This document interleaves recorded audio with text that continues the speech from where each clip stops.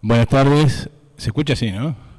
Bueno, bienvenidos, ya lo dijo Damián, gracias por estar presente, gracias a los compañeros que están acá en la mesa con la que vamos a discutir este tema. El tema es lo que nosotros hemos denominado el consenso liberal. No le escapa a nadie que en la Argentina hay un consenso liberal en torno a lo que va a suceder a fin de año. Es decir, los candidatos de todos los partidos del régimen se postulan como defensores de alguna variante de la política liberal. A eso lo hemos llamado consenso liberal. Frente a ese consenso liberal, nosotros sostenemos que hay que pensar al revés. Entonces vamos a explicar qué es el consenso liberal y brevemente vamos a señalar qué sería pensar al revés. Cuando uno observa la vida política, se encuentra con que hay un escenario más o menos espectacular en el sentido de espectáculo. Es decir, candidatos que se pelean, que dicen esto o aquello, que son más o menos, si se quiere, espectaculares en el sentido del espectáculo político que dan. Obviamente vamos desde el disparate de Milei hasta las variantes de la política más formal, pero el escenario ofrece un muestrario de lo que a fin de año se va a jugar. Uno podría señalar que este consenso liberal, entonces, en ese escenario se divide en dos alas, lo que podría llamar la estrategia liberal pura y el liberalismo, entre comillas, popular. La estrategia liberal pura se divide en tres variantes. La primera es la de Milei. Cuando uno ve las diferentes expresiones de ese ala liberal o libertaria, como algunos gustan llamar, ve allí una escena bastante payasesca, intervenciones bastante absurdas de Milei, Maslatón y otros cruzándose, acusaciones del más variado tipo, incluyendo Espert. Pero en realidad lo que hay detrás de esas expresiones payasescas del enfrentamiento son tres variantes de cómo planean desde ese espacio dirigir el consenso liberal. Cuando uno observa a Milei, más allá de todas las cosas que pueda decir o señalar o sostener, la clave de la estrategia de Milei es que pretende que el consenso liberal se instala por sí mismo, es decir, que un candidato con esas perspectivas puede ganar las elecciones. De ahí que Milei apuesta a llegamos solos.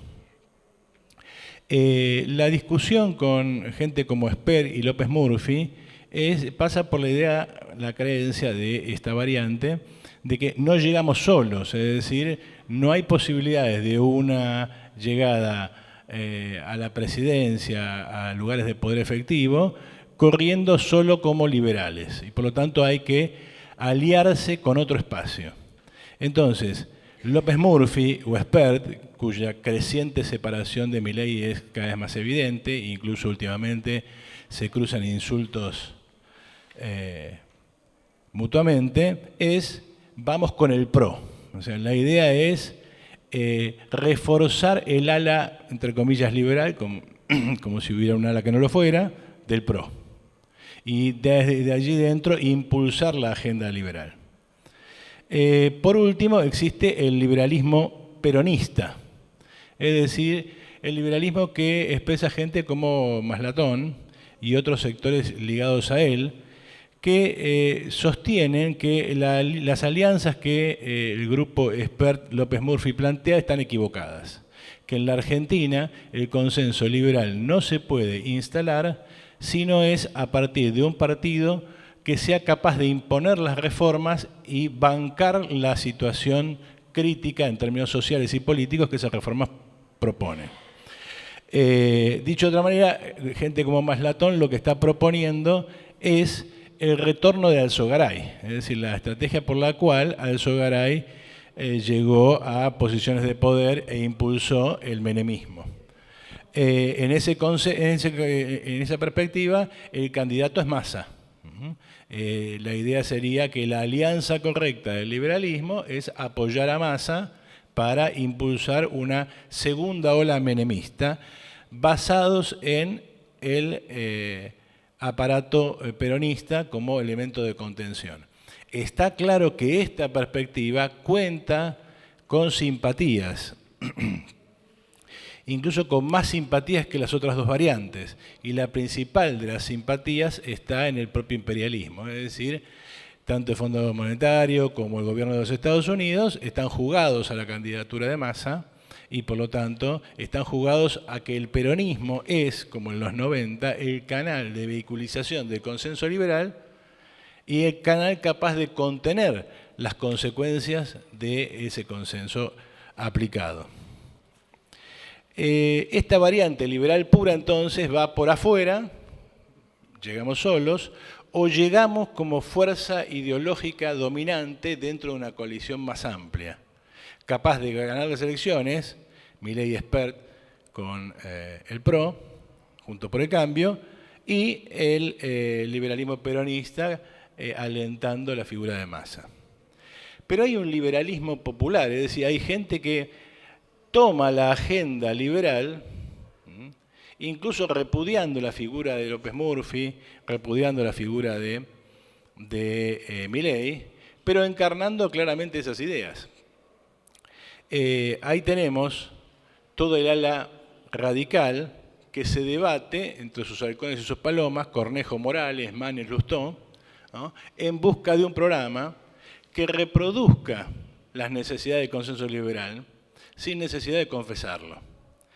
En el campo del peronismo, obviamente, la expresión Massa-Cristina, Cristina gobierna con Massa, eso es evidente, la expresión Massa-Cristina toma las necesidades del consenso liberal y las aplica haciendo caso omiso, abstracción, protestando, pero siguiendo rajatabla esas necesidades del consenso liberal que lo llevan a una alianza muy estrecha con el Fondo Monetario que virtualmente perdona todo. Lo último es, no llego, no te voy a pagar, no tengo como que pagarte, con la excusa de la sequía, con la excusa de la guerra de Ucrania. Y el Fondo Monetario dice, bueno, reformulemos el acuerdo y que el nuevo acuerdo diga que no me tenés que pagar. Cuesta encontrar un gobierno argentino a que el Fondo Monetario le haya sido tan generoso y concesivo.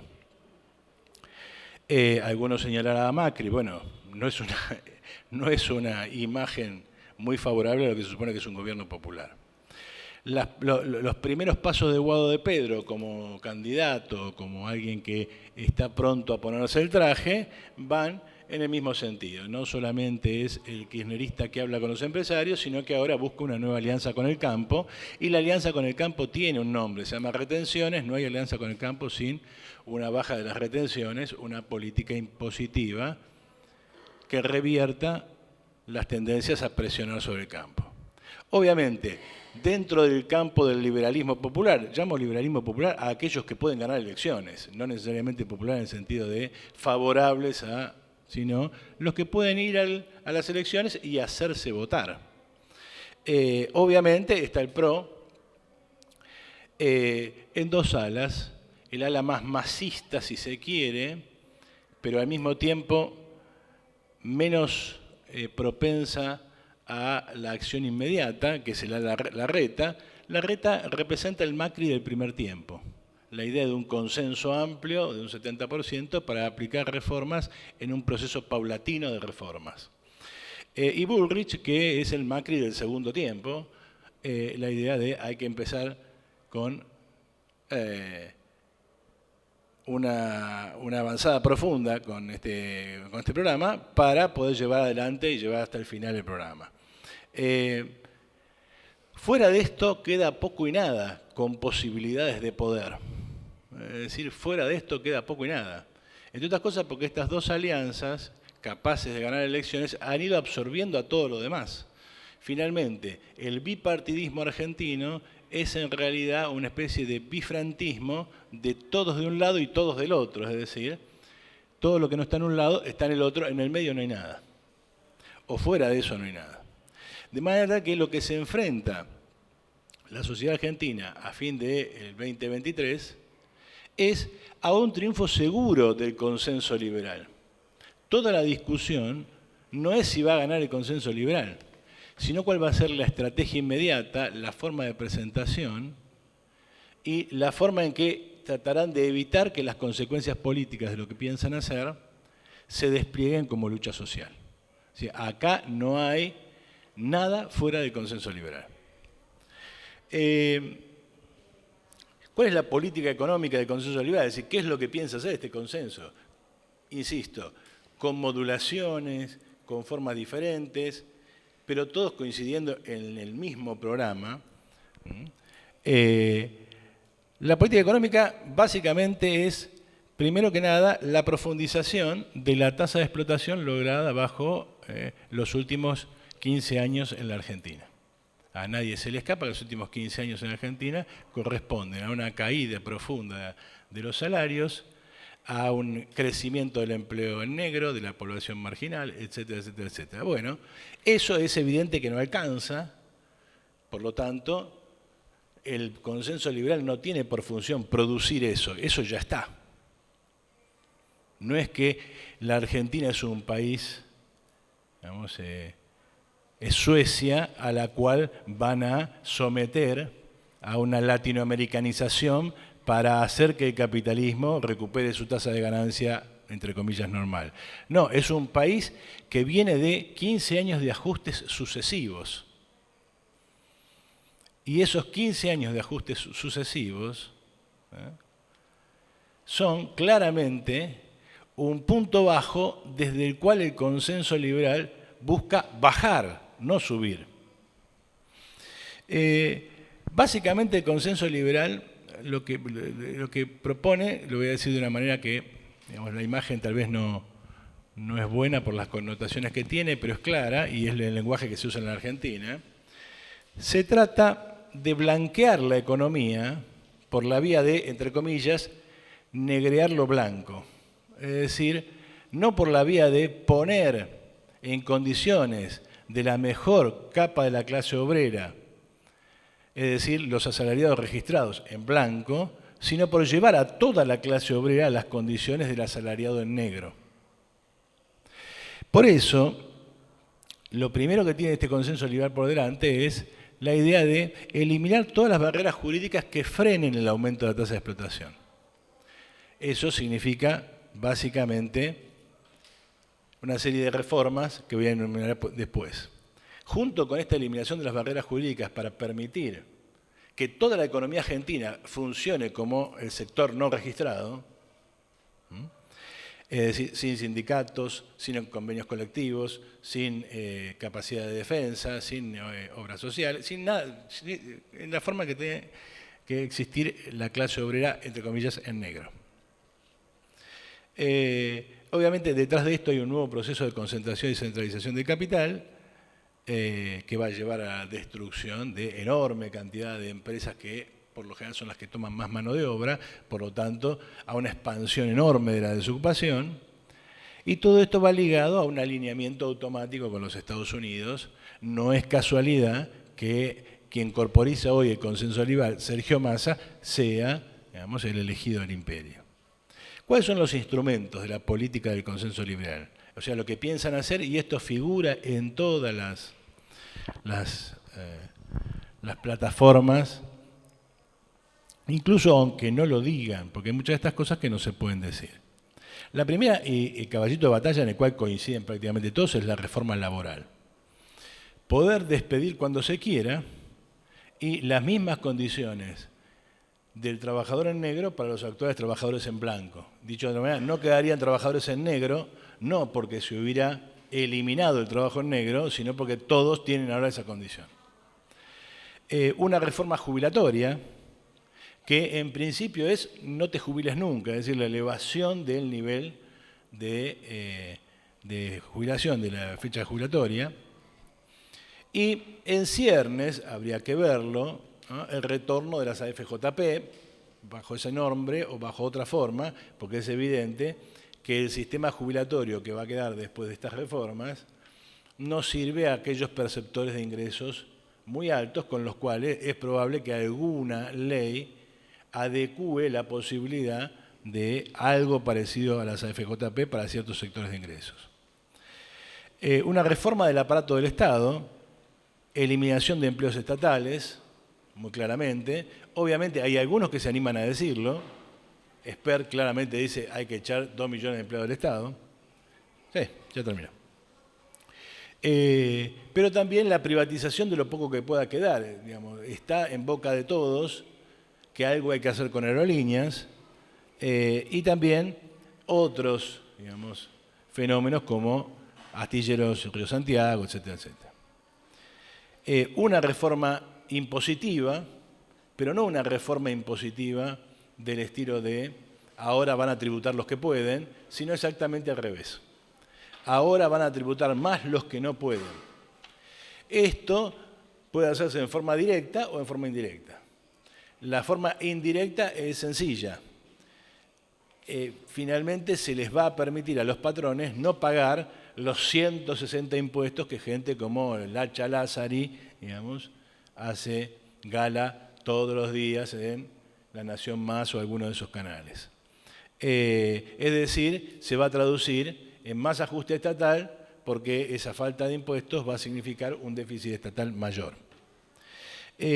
Una reforma de la política de tarifas públicas, eso está en la cabeza de todos, y una reforma educativa, es decir, vamos a un sistema educativo mucho más sencillo.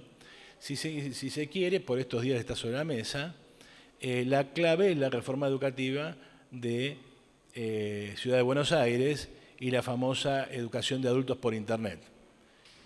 Cuando uno observa ese sistema, lo que ve es que todo el sistema educativo va a empezar a expulsar gente que va a ser recuperada cuando cumpla los 18 años bajo un sistema mucho más barato que ese que ingresa, que esboza la reta en capital.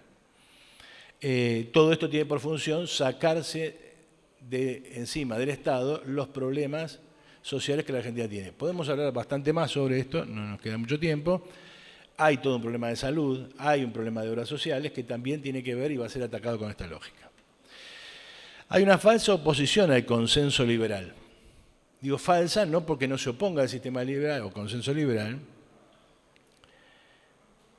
sino porque la forma en que lo hace, en realidad lo único que suele suceder es provocar el retorno del consenso liberal.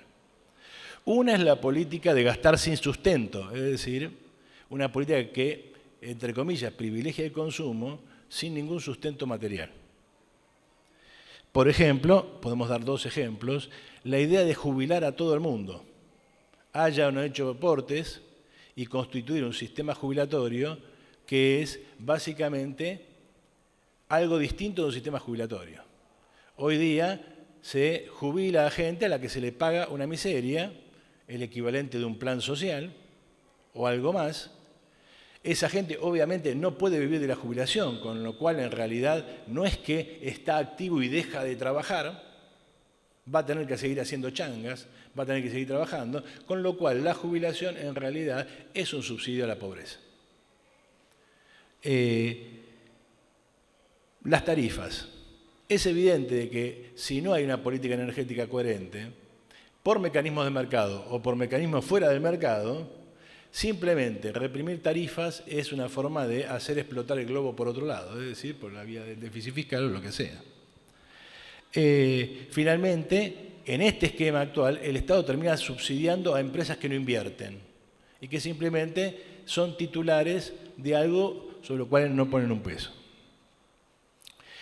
Dentro de la falsa opción de oposición al consenso liberal está también la idea de la estrategia del alineamiento con China. La idea de que podemos recuperar con China un alineamiento productivo, eficaz, feliz, distinto del que tendríamos con Estados Unidos otro lado. Bueno, el alineamiento con China, cito acá a Aldo Ferrer para que nadie, digamos, se sorprenda, el alineamiento con China nos lleva al mismo alineamiento que teníamos con Inglaterra, pero peor. Porque el alineamiento con Inglaterra, entre 1800 y 1930, 40, era el alineamiento de un país agrario con un país industrial. El alineamiento con China es el alineamiento de un país que produce de todo versus un país que solo puede vender producción agropecuaria, pero que tiene una industria que va a tener que liquidar en ese acuerdo. Dicho de otra manera, el acuerdo con China es la peor de las opciones, como señala Aldo Ferrer. El último elemento, y ya termino, de este falso o esta oposición al consenso liberal, insisto, no es falsa porque sea liberal en el fondo, sino porque nos engañe, ¿no? Es falsa porque no da soluciones a los problemas en los que estamos. Porque no es que no tenemos problemas, tenemos problemas. Si no damos una solución positiva, entonces no hay forma de que nos sostengamos en el poder. La última forma, entonces, es el Estado subsidiador de la burguesía, ¿sí? Un Estado que lo único que hace es dar subsidios a empresas ficticias, a empresas falsas, a empresas ineficientes, en la defensa de un mercado internismo ciego, es decir, la creencia de que se puede vivir, como diría otra vez Aldo Ferrer, con lo nuestro y solo con lo nuestro. Por eso nosotros señalamos, y con esto cierro, que hay que pensar al revés. Lo primero que hay que abandonar para poder enfrentar el consenso liberal es la idea de que es necesario llegar a un acuerdo con el mercado, ¿sí? Lo que tenemos que rechazar es esto. Lo primero que tenemos que afirmar es la necesidad de una economía planificada. Sin una economía planificada que concentre la riqueza de la nación y la haga jugar en determinada forma, bajo determinados modos, en función de los intereses generales, seguimos como estamos. Segundo elemento de pensar al revés. Los desocupados son una riqueza inexplotada, no son una carga de la sociedad. Hay allá, afuera, 2 millones, 3 millones, no lo sabe quién, porque hay muchas formas de esconder la desocupación, de personas desocupadas, capaces de trabajar, capaces de producir, de crear valor, que si fueran puestas a trabajar multiplicarían la capacidad productiva de la Argentina. Por lo tanto, basta de planes a la pobreza, a la desocupación, y es hora entonces de que el Estado comience a producir. Por eso tenemos que abandonar la idea del Estado bobo, subsidiador, en nombre de un Estado productor. A ese Estado productor no le sobra gente, le falta gente. Hay que olvidar la defensa de un mercado interno sin más criterio y hay que adoptar una estrategia propia de una economía industrial exportadora y una política exterior sin compromisos con nadie, ni el falso compromiso con una China que nos va a hundir, ni el alineamiento automático con Estados Unidos, que significa lo que ya conocemos. Si tomamos estos elementos, podemos pensar una política económica que sea lo contrario del consenso que está en marcha. Y como señalo, hay un espacio vacante, lamentablemente vacante, porque desde este punto de vista hay poca gente pensando y más aún hay pocos políticos y pocos partidos con intención de pensar de otro modo. Listo, muchas gracias. Bien. Yo voy a hacer una mirada distinta.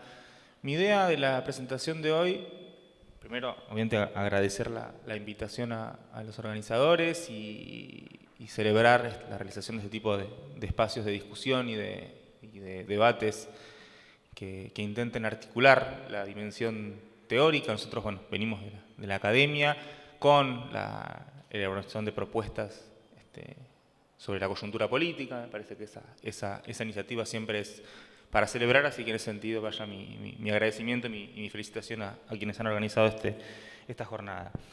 A mí lo que me interesa y una de las cosas con las que vengo trabajando hace tiempo tiene que ver con la caracterización de la nueva derecha o del nuevo liberalismo, nuevo neoliberalismo de alguna forma. Si bien el nuevo neo parece una cacofonía, no es algo trivial, y refiere sobre todo a entender desde una perspectiva política diferente que la que acaba de proponer Eduardo, que tiene que ver con reconocer efectivamente que existen pugnas vigentes y que existen debates reales alrededor de los cuales la política se ciñe, pero que a su vez están inscriptos en pujas de paradigmas o pujas de sentidos comunes que trascienden la política. entender cuáles son las características de la nueva derecha que ha surgido y sobre todo emergido con fuerza en los últimos 15 años más o menos, y que tiene características distintas del neoliberalismo convencional o del neoliberalismo al que estamos acostumbrados y el que hemos venido pensando desde la década, por lo menos que se ha consolidado en la década del 90. Y que sea una derecha distinta refiere también a que las estrategias para enfrentarla desde quienes nos consideramos de izquierda también va a ser distinta. O por lo menos debería entender esas diferencias y eso es a lo que voy a tratar de abocarme en mi presentación de hoy. En primero, bueno, siempre aparece la pregunta de qué es el neoliberalismo. Hay muchas discusiones sobre si el neoliberalismo es un concepto que es válido, que no es válido. En primer lugar, desde ahí mi postura va a ser que es un concepto válido en la medida en que se usa. Digamos. Todo aquello que se usa es un concepto que tiene sentido. En todo caso, podremos discutir el sentido, pero que existe, existe en tanto lo usamos. Que tiene a su vez múltiples definiciones. Yo acá traje un par, algunas que tienen que ver con distintos intelectuales que refieren sobre todo a cuál es la oposición ante la cual el neoliberalismo marca una agenda, si es lo público contra lo privado, si es un tipo de capital sobre otro, si es el capital sobre el trabajo, digamos, qué tipo de avanzada política es la que implicó el neoliberalismo, una serie de autores que traje acá, que han trabajado mucho sobre estos temas.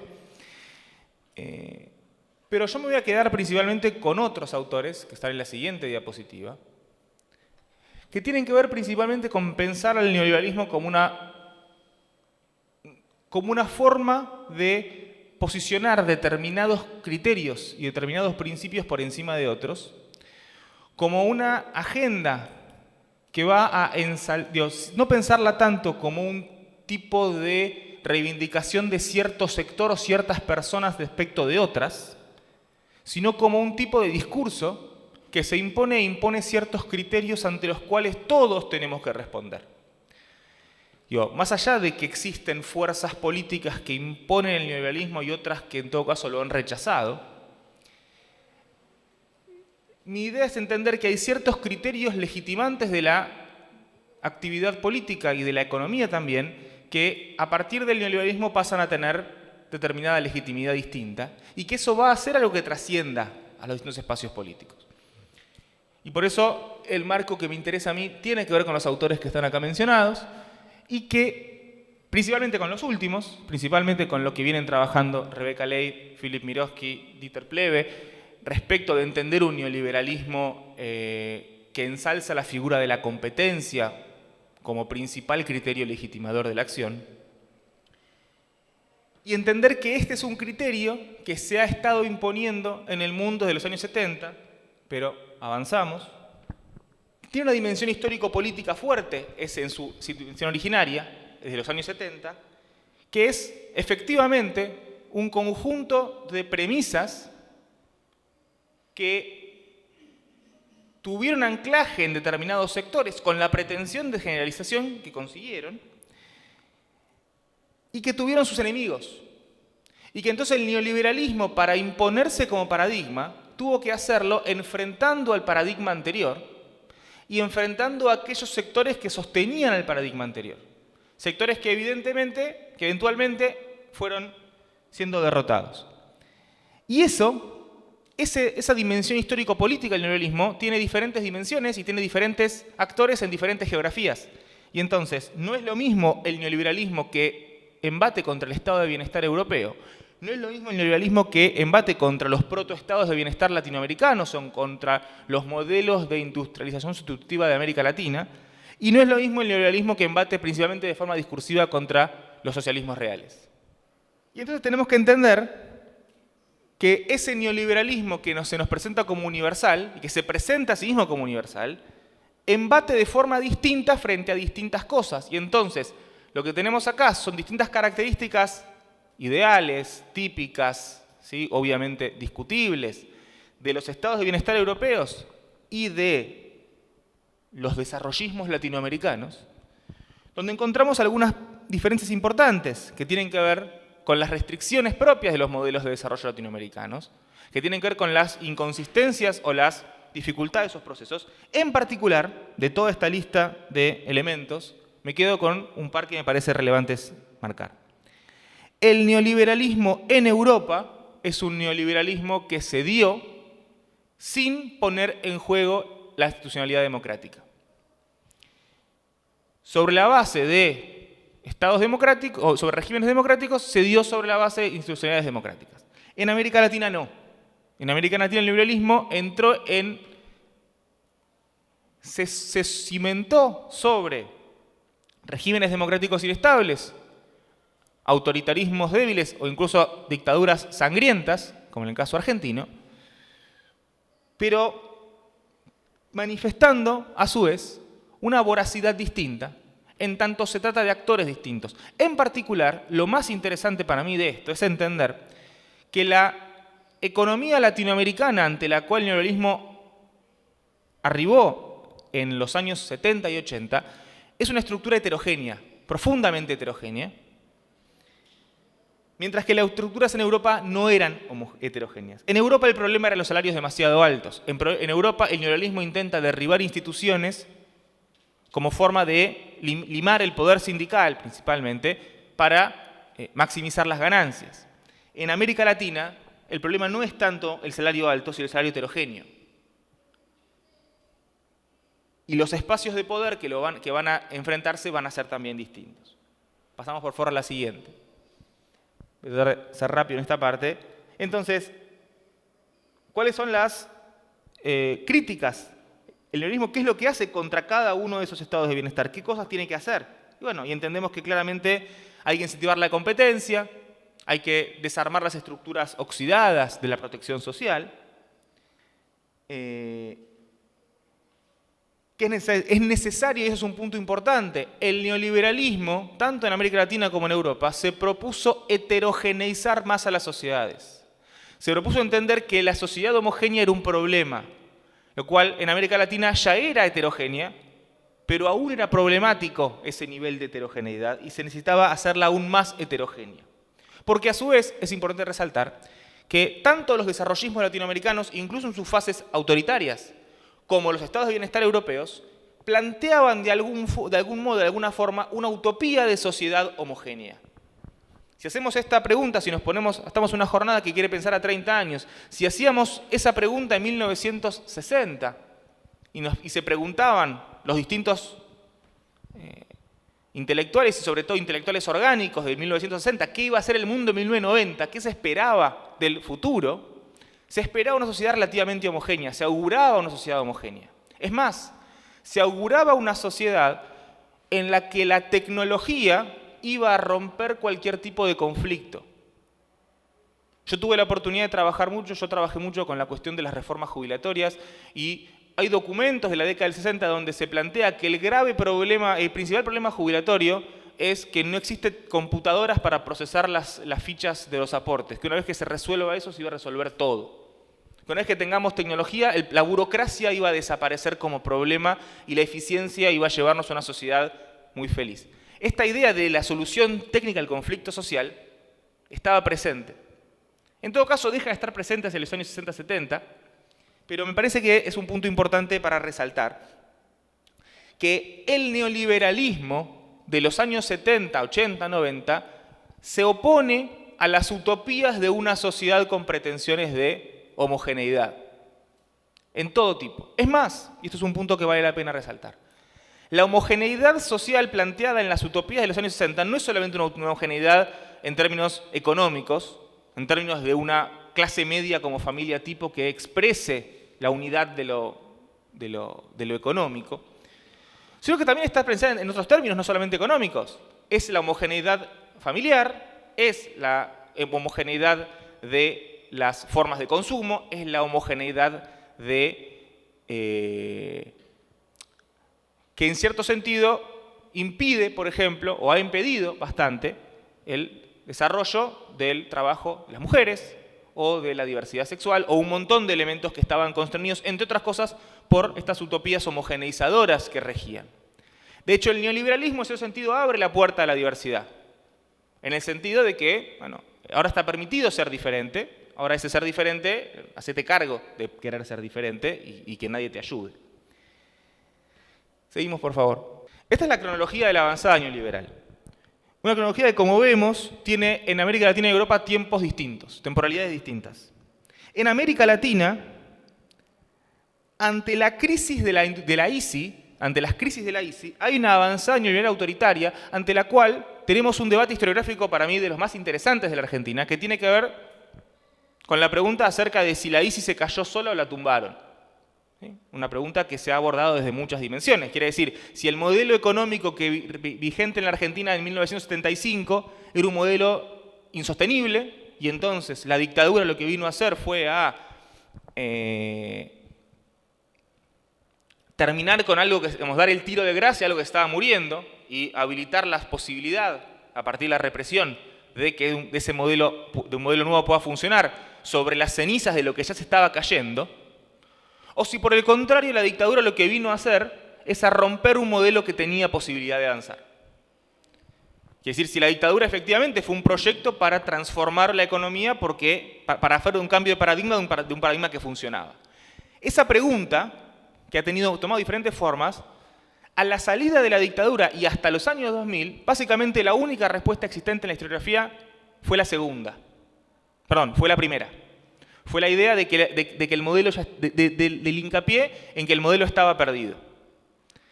Con el tiempo empezó a cambiar esa pregunta y entonces empezamos a entender un poco mejor, quizás, cuál es la naturaleza de esa avanzada neoliberal.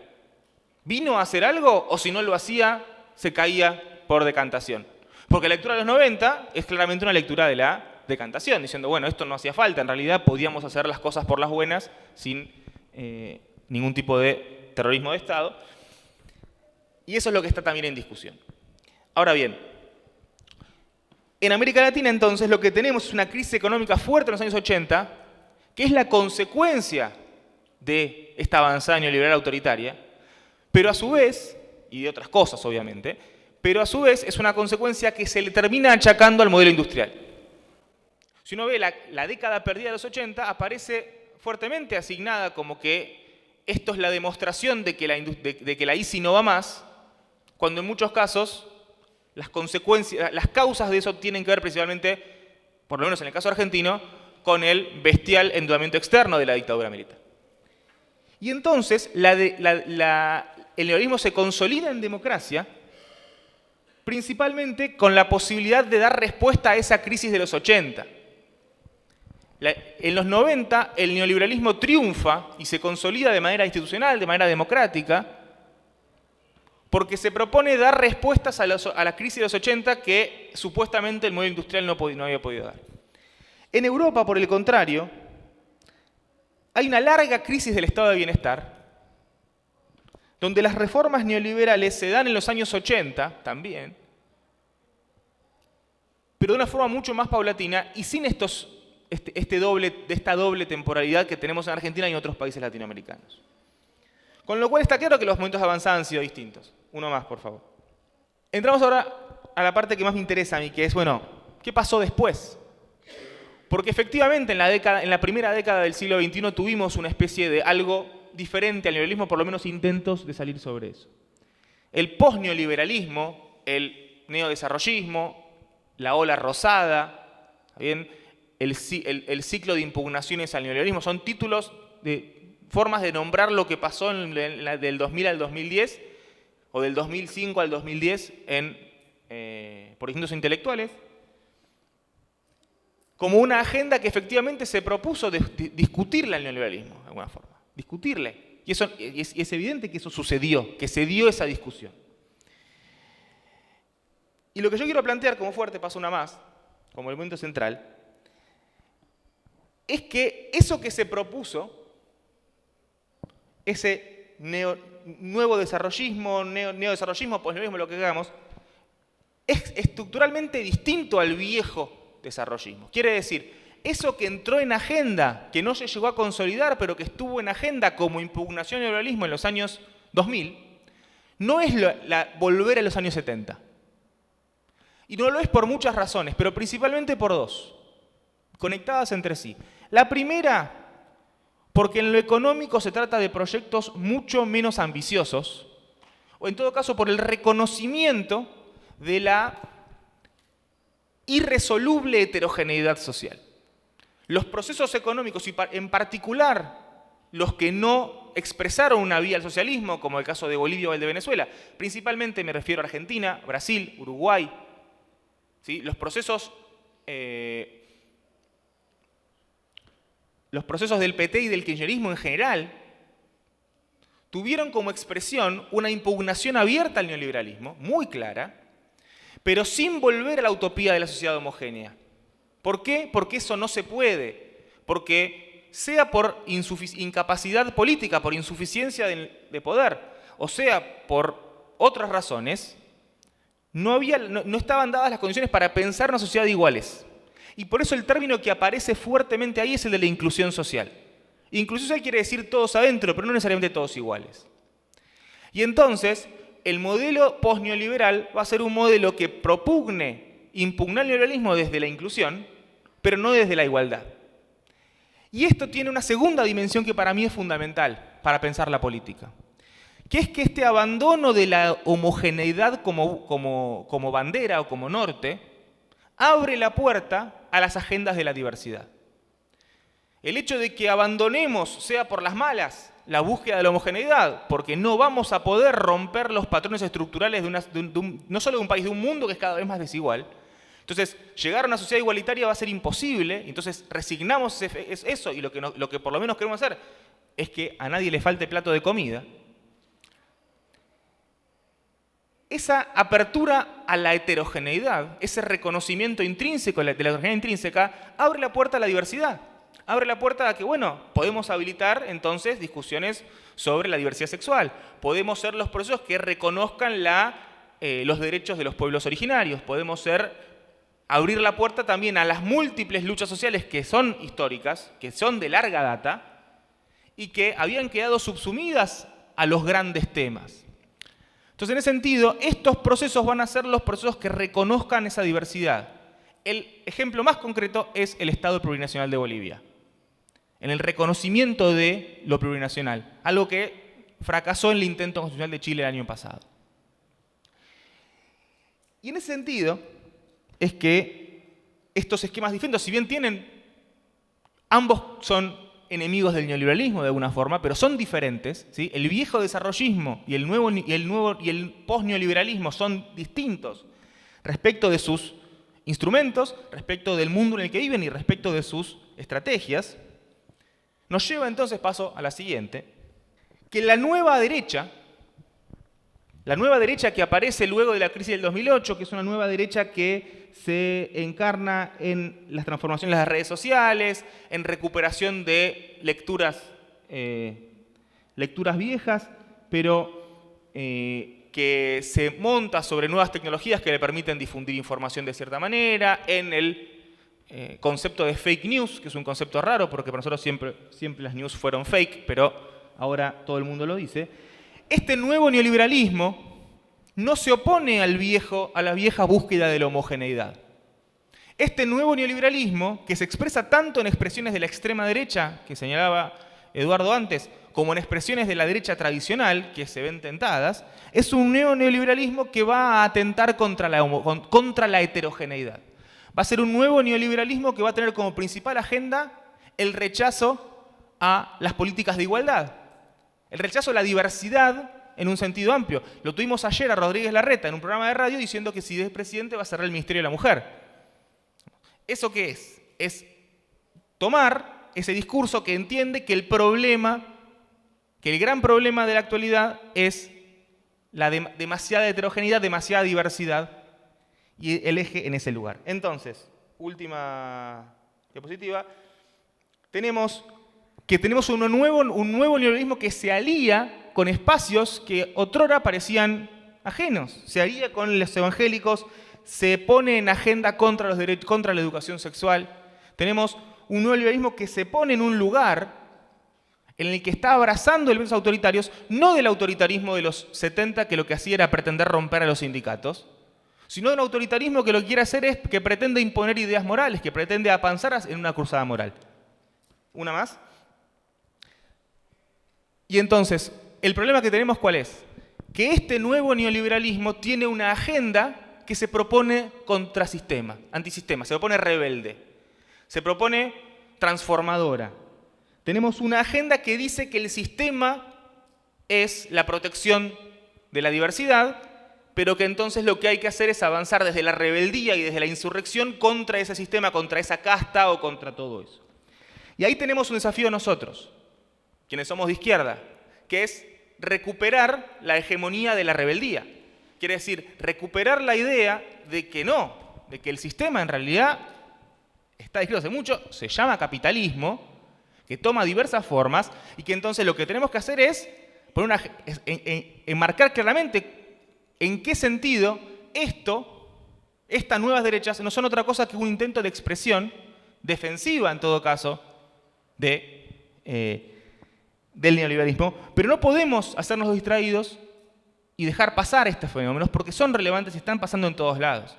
Y no podemos hacer como si estos fenómenos fueran lo mismo que lo que pasaba en los 90, porque una característica central, y con esto termino, es que en los 90 la derecha hacía política con la antipolítica. Planteaba la necesidad de no discutir política, de que todo pase por afuera y que la política era aburrida y entonces no importaba la política, y en el fondo detrás de eso lo que había era que el mercado resolviera todo. La nueva derecha tiene una clara agenda política, abiertamente militante, que entiende que hay que militar por eso.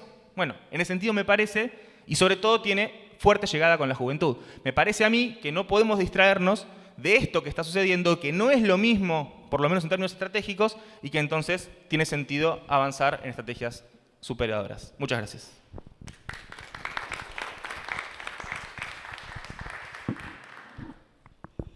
Bueno, buenas tardes a todos, seguimos siendo todos. Gracias Nico, gracias Eduardo, muy bueno, me gustó mucho la energía aparte con la que expuso Nico. Voy a tratar de ser breve, lo más breve posible. Mi idea es, retomando algunas de las cuestiones que han planteado, pero básicamente pensar, o por lo menos yo lo interpreté de ese lado, por qué vuelve a tener futilidad, por qué vuelve a estar en escena y con altísimas posibilidades de gobernar este nuevo consenso liberal, ya sea la opción que sea. Y también cuáles son sus posibles límites, digamos, ¿no? Más a nivel social, diría. Y en ese sentido, bueno, me parece, no voy a personalizar, pero sí tomar como los grandes ejes, digamos, ¿no? del consenso liberal desde las visiones, llamémoslas más moderadas hasta las más extremas, ¿no? Que tienen que ver con, bueno, una agenda, un programa histórico de grandes reformas que ya no son grandes porque ya se han hecho en buena medida, pero bueno, profundizarlas, que tienen que ver obviamente con una mayor apertura comercial, que en nuestro país lo estamos viendo, por ejemplo, a través de la discusión de la eliminación de las retenciones, como se mencionaba antes, inclusive la eliminación de aranceles, bueno, los acuerdos de libre comercio, está ahí dando vueltas todavía el de la Unión Europea-Mercosur, etcétera. Bueno, avanzar o retomar la agenda de liberalización financiera que, digamos, por buenas o por malas, por cuestiones de fuerza, en nuestro país se han tomado diversas restricciones en este sentido y que tiene que ver, obviamente, con tratar de desregular, bueno, todo lo que tenga que ver con la tasa de interés, sobre todo eliminar la restricción a la movilidad de capitales, ¿sí? Que es una demanda central del capital en general, la eliminación, por supuesto, de los controles cambiarios, de todo el tipo de control cambiario, llegando hasta versiones extremas, ¿no? Como la de Milei de directamente quemar o eliminar el Banco Central, digamos, ¿no? Pero no hace falta llegar a tanto. Y después, obviamente, todo lo que tiene que ver con la agenda desregulacionista, ¿no? De los mercados en general, ¿no? Esta idea de que había mencionado Macri en su momento, que no terminó de llevar adelante, pero de la idea del sinceramiento de precios, de que los precios relativos están distorsionados y hay que sincerarlos. Y, por supuesto, dentro de esa ola de desregulación entra lo que mencionaba Eduardo, ¿no? La desregulación a la reforma laboral, que ha sido siempre, bueno, sigue siendo un escenario de disputa. Y por otro lado, por supuesto, ¿no? El tema no diría exactamente el tamaño del Estado, pero básicamente estamos hablando del gasto público, la reducción del gasto público, fundamentalmente a través de la baja, digamos, para permitir la baja de impuestos, como decía Eduardo, también avanzar con lo que queda o retomar lo que se pueda de la agenda privatizadora, el achicamiento de la planta estatal, la terciarización de funciones estatales y demás. Ahora, uno que vivió, digamos, la ofensiva, digamos, en fines de los 80, en los 90, neoliberal, dice, ¿cómo puede ser que de vuelta estemos discutiendo estas cosas, que se estén haciendo estos planteos, digamos, ¿no? Con los resultados que hubo? Y la realidad es que, bueno, ningún proyecto, por llamarlo de alguna manera, en los últimos 40 años en la Argentina ha tenido éxito, digamos, ¿no? Vamos de fracaso en fracaso. Tenemos recuperaciones parciales, relativas, pueden ser importantes o, más, o menos importantes, intensas, pero que no duran, digamos, ¿no? Esas mejorías. Y vamos ahí, lo que algunos describen como una especie de péndulo, ¿no? Donde fracasan gobiernos nacionales, populares, como quieran, pero tampoco logran dar respuesta, y fracasan gobiernos liberales también. En este caso, podríamos decir, inclusive hasta el último Macri, con un liberalismo más light, digamos, que no, esto que no se, el primer tiempo, que no pudo avanzar todo lo que hubiese querido o con la intensidad que hubiese se hubiesen propuesto, digamos, ¿no? No por voluntad, sino más bien por resistencia social, por supuesto. Pero bueno, esta idea de que no se fue a fondo, digamos, que lo que falló fue porque no se fue hasta el fondo. Ahora, digo, estas propuestas vienen de alguna manera, obviamente, a dar cierta respuesta ilusoria a algunos problemas concretos, materiales que tiene la Argentina, la economía argentina. Digo, ¿no? La idea de vuelta, la apertura comercial para combatir la inflación. Esto de que no puede ser que la ropa salga lo que salga, por ejemplo, que hay que abrir las importaciones para mejorar la oferta, para bajar los precios. La idea de integrarse al mundo, porque no se puede crecer como decía Ferrer, lo volvemos a citar, ¿no? Vivir con lo nuestro. La idea de que hay que liberalizar financieramente porque hay que bajar el costo del crédito, que supuestamente tiene que haber, bueno, retomar crédito como hay en los países desarrollados, crédito hipotecario, la libertad, lo que parece el derecho humano, ¿no? De acceder a los dólares. Bueno, y obviamente dentro de todo eso, la idea más instalada, que es la de terminar con la maquinita, que es la maquinita de imprimir billetes, que sería la principal causa de la inflación en la Argentina. Por supuesto, los argumentos para la desregulación y la flexibilización laboral los escuchamos todos los días, ¿no? Mejorar la eficiencia, reducir los costos, eliminar la burocracia, sobre todo, ¿no? Facilitar la creación de empleo. Bueno, los que vivimos y estudiamos la década de los 90 sabemos que esto no, de ninguna manera es así. Digamos, ¿no? El empleo está asociado fundamentalmente al crecimiento y al tipo de crecimiento que tiene la economía, pero se repite esto, digamos, es muy caro contratar, muchos costos laborales, nadie contrata si después no puede despedir, etcétera, etcétera, etcétera. Y la reducción del gasto público, ¿no? Que cala también en muchos sectores, digo, ¿no? Y sectores asalariados también, digo, ¿no? Dentro de la cúspide, bueno, los que pagan ganancias, este es un reclamo, digamos, que es legítimo, digo, ¿no? Porque ya, digamos, no estamos hablando de necesariamente, está tan bajo, digamos, los salarios reales que no estamos hablando de salarios altos, pero es un reclamo que entra, bueno, a bienes personales, etcétera, pero también en otros sectores mucho más postergados. La idea de hacer más eficiente el gasto público, ¿no? De dejar de sostener, como decía Eduardo, bueno, que el tema de las jubilaciones se transforme en una especie de subsidio a la pobreza, ¿no? Las moratorias constantes, la idea de los planes, bueno, el cuestionamiento de los planes, etcétera. Todo esto, digamos, va calando o encuentra, digamos, ¿no? Terreno para crecer. Y una lógica, digamos, también subyacente, podríamos decirle neoliberal, si se quiere, de que no, por más que hayan cambiado los gobiernos, hayan cambiado las políticas inclusive, nunca se deshizo, digamos, ¿no? O no, por lo menos desde la década de los 90 para acá no se deshizo. La idea de cuál era el progreso o la forma de dar ciudadanía va fundamentalmente durante la etapa neodesarrollista, kirchnerista, etc. Y que fue parte también de un problema que después no pudieron resolver, digamos, ¿no? Bueno, la de acceder a ciertos consumos, digamos, ¿no? Pero sobre todo consumos de determinados bienes, ¿no? Televisores, bueno, el aire acondicionado, quizás el auto,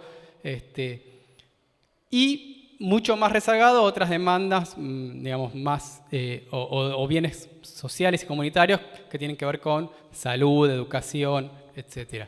Pero el acceso a la ciudadanía, en cierta medida, pasaba por ahí. Y eso empezó a encontrar sus límites, no me voy a meter ahora, digo, ¿no? Pero la Argentina choca una y otra vez con lo que llamamos la restricción externa, que es la falta de dólares, y no se pudo resolver. Bien, ahora, digo, el discurso, las propuestas liberales, ya sea desmoderadas, como decía, hasta las visiones más extremas, en realidad, si uno lo ve, es prácticamente la única propuesta que hay, llamémoslo de modelo de país, digamos, así, coherente en sí misma, digo, ¿no? Ahora vamos a ver sus limitaciones, digo, ¿no? Pero lo que están proponiendo es un modelo económico, digamos, ¿no? Deudor, si se quiere, de la generación del 80 o inclusive en su momento, digamos, de cuando la Argentina era la especie de granero del mundo, ¿no? Basado en ventajas comparativas con algunas modificaciones, pero básicamente con las ventajas comparativas que tiene el país, están muy asociadas a sus recursos naturales. Esto es, digamos, ¿no? Tiene que quedar en pie lo que es naturalmente competitivo, o históricamente, pero competitivo, pero que ya la Argentina tiene. Producción agropecuaria, minería ahora, hidrocarburos, es lo que se viene, algo de agroindustria, ¿no? Esta idea que decía Macri de ser supermercado del mundo, de alguna manera, y algún que otro servicio, digamos, ¿no? Y la industria ya fue, digamos, ¿no? Hay que dedicarse a otra cosa. Es una visión de país concreta, digamos, ¿no? Que uno no ve del otro lado un proyecto equivalente contrario, digo, de industrialización distinto que se oponga a esto de manera viable, consistente. Ahora, esta visión de país también tiene su versión, como decíamos, versión más dura, ¿no? Que tiene que ver con esto de avanzar a fondo, ¿no? En el ajuste y en la reconversión sin anestesia, digamos, ¿no? De manera de shock, podríamos decir, o su versión más light, más soft, ¿no? De tratar de ir financiando la transición hacia ese modelo, que es lo que le pasó a Macri, por voluntad o no, digamos, en su gobierno, ¿no? Y a caballo de cómo se financia esto, y bueno, se financió fundamentalmente con endeudamiento externo, digamos que eso permitió mantener, bueno, tipo de cambio, una moneda relativamente sobrevaluada, etc. Ahora, hay muchas, esto es una visión concreta, pero hay muchas condiciones, posibilidades que hicieron que eso se aplique en determinados momentos que ahora no están. Límites económicos y también hay límites, obviamente, sociales y políticos. El límite económico está claro, Argentina está expulsada de los mercados de crédito internacional, o sea que a esa varita ya no puede recurrir, por lo menos en el corto o mediano plazo, digamos, nadie le va a prestar a la Argentina, por lo menos como le prestaron a Macri. Además de que estamos en un mundo en donde el crédito se está careciendo, digamos, ¿no? La tasa de interés internacional está aumentando, con lo cual esta versión más gradual encuentra sus dificultades.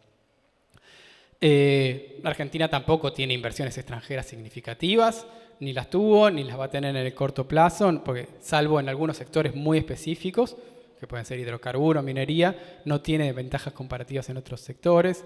En el agro es muy baja la inversión extranjera. Ya sabemos qué consecuencias tienen las desregulación de los movimientos de capitales. En general terminan generando una especie de ciclo alcista, de una especie de burbuja que termina estallando, en general de la peor manera, digamos, ¿no? Con crisis de deuda o con crisis financieras. Y además, por paradójico que parezca, esto que es lo moderno, lo nuevo, va bastante a contramano con las tendencias a nivel mundial, este modelo más aperturista, más, digamos, ¿no? Aperturista, digo, sometido al mercado, estamos hablando. Digo, no estamos hablando de una estrategia exportadora planificada, ni mucho menos de eso. Tendencias que algunos hablan de desglobalización, regionalización, como quieran llamarlo, pero digamos, hay ciertas tendencias en ciertos sectores, en ciertas ramas, en este sentido, relaciones comerciales y sobre todo productivas. Hay crecientes disputas en términos de comercio a nivel mundial, Estados Unidos, China es el máximo expresión de esto, pero no es la única. Y de hecho se está dando, digamos, en todo el mundo, o en buena parte del mundo, inclusive en el desarrollado y sobre todo en aquellos que vieron migrar desde sus economías, buena parte de sus aparatos industriales hacia otras regiones del mundo, Asia sobre todo, se está discutiendo política industrial, digamos, ¿no? Algo que había desaparecido de la agenda muy fuertemente. En Estados Unidos esto se está discutiendo muy fuertemente. Y acá estamos discutiendo todo lo contrario, prácticamente, digamos, ¿no? O no, estamos lejos de discutir eso. Es decir, ¿qué vamos a producir? ¿Cómo vamos a producir? Digamos, ¿no? ¿Qué conviene? ¿Qué no? Ya quedó probado que la idea de terciarizar todo genera muchas debilidades, digamos, más allá de que se siga siendo la potencia hegemónica y demás, porque la propia producción industrial genera, digamos, ¿no? muchas y muy diferentes capacidades y además posibilidades para las propias clases obreras de sus países.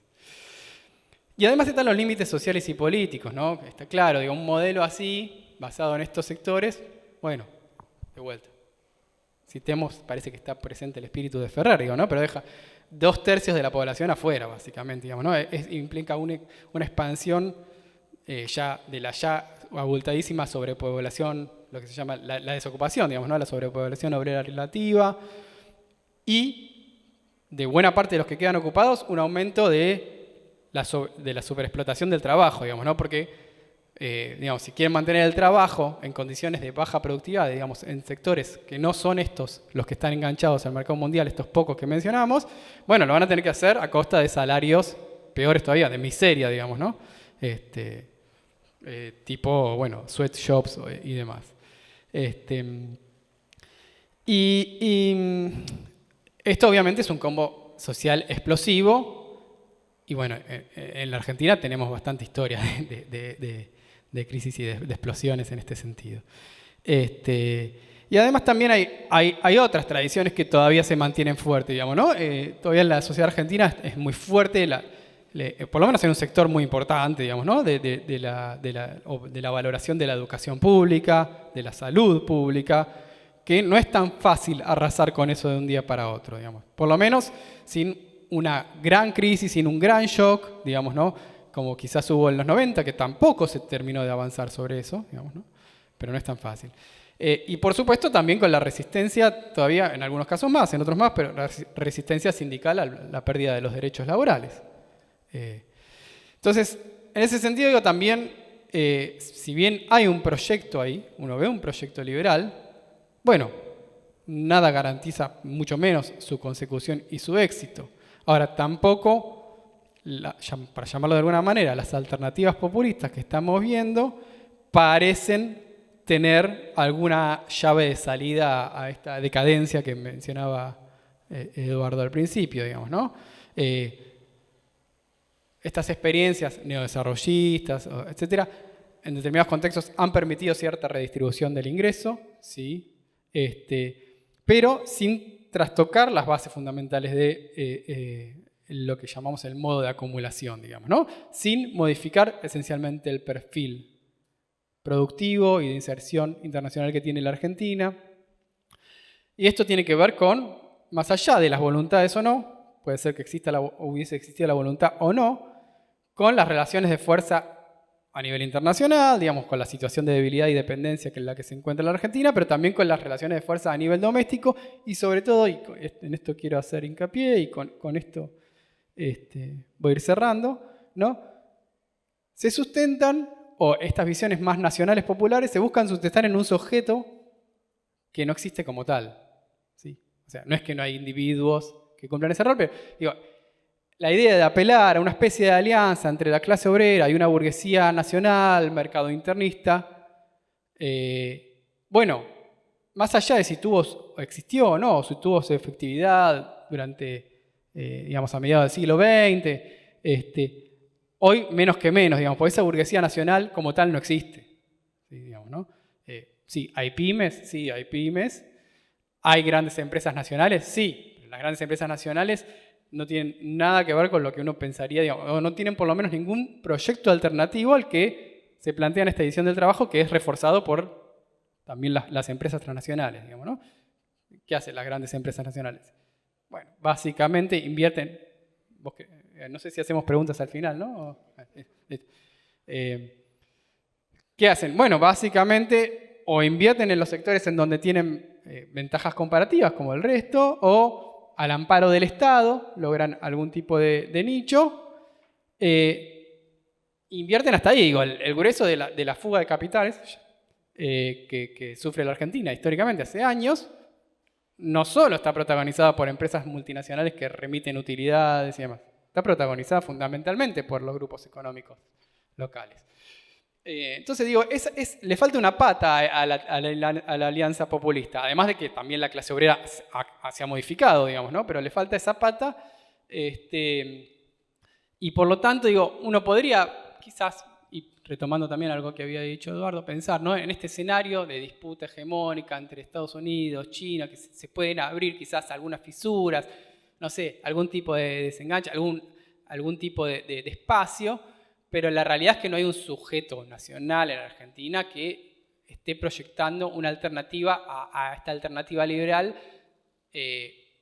capitalista, digamos, burgués, digamos, proyecto de desarrollo nacional burgués. En ese sentido, y con esto ya cierro,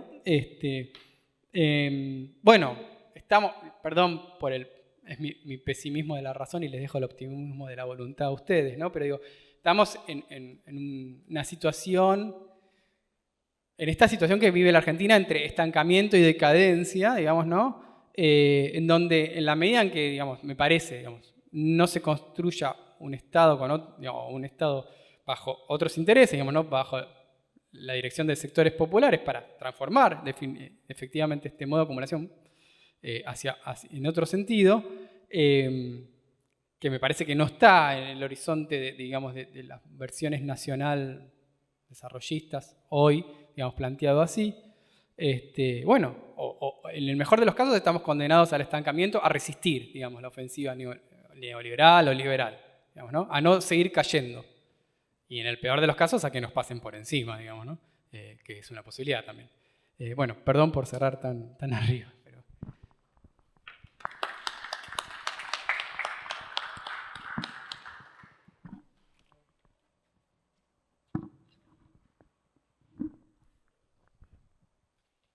Bueno, mientras vamos hablando con muchas gracias a los tres, muy claros. Y la idea ahora era pasar a una ronda de preguntas del público y también ustedes un intercambio si les quedó algo en el tintero para responderse o para continuar el debate brevemente. Damos una rondita al público, si quiere alguien preguntar.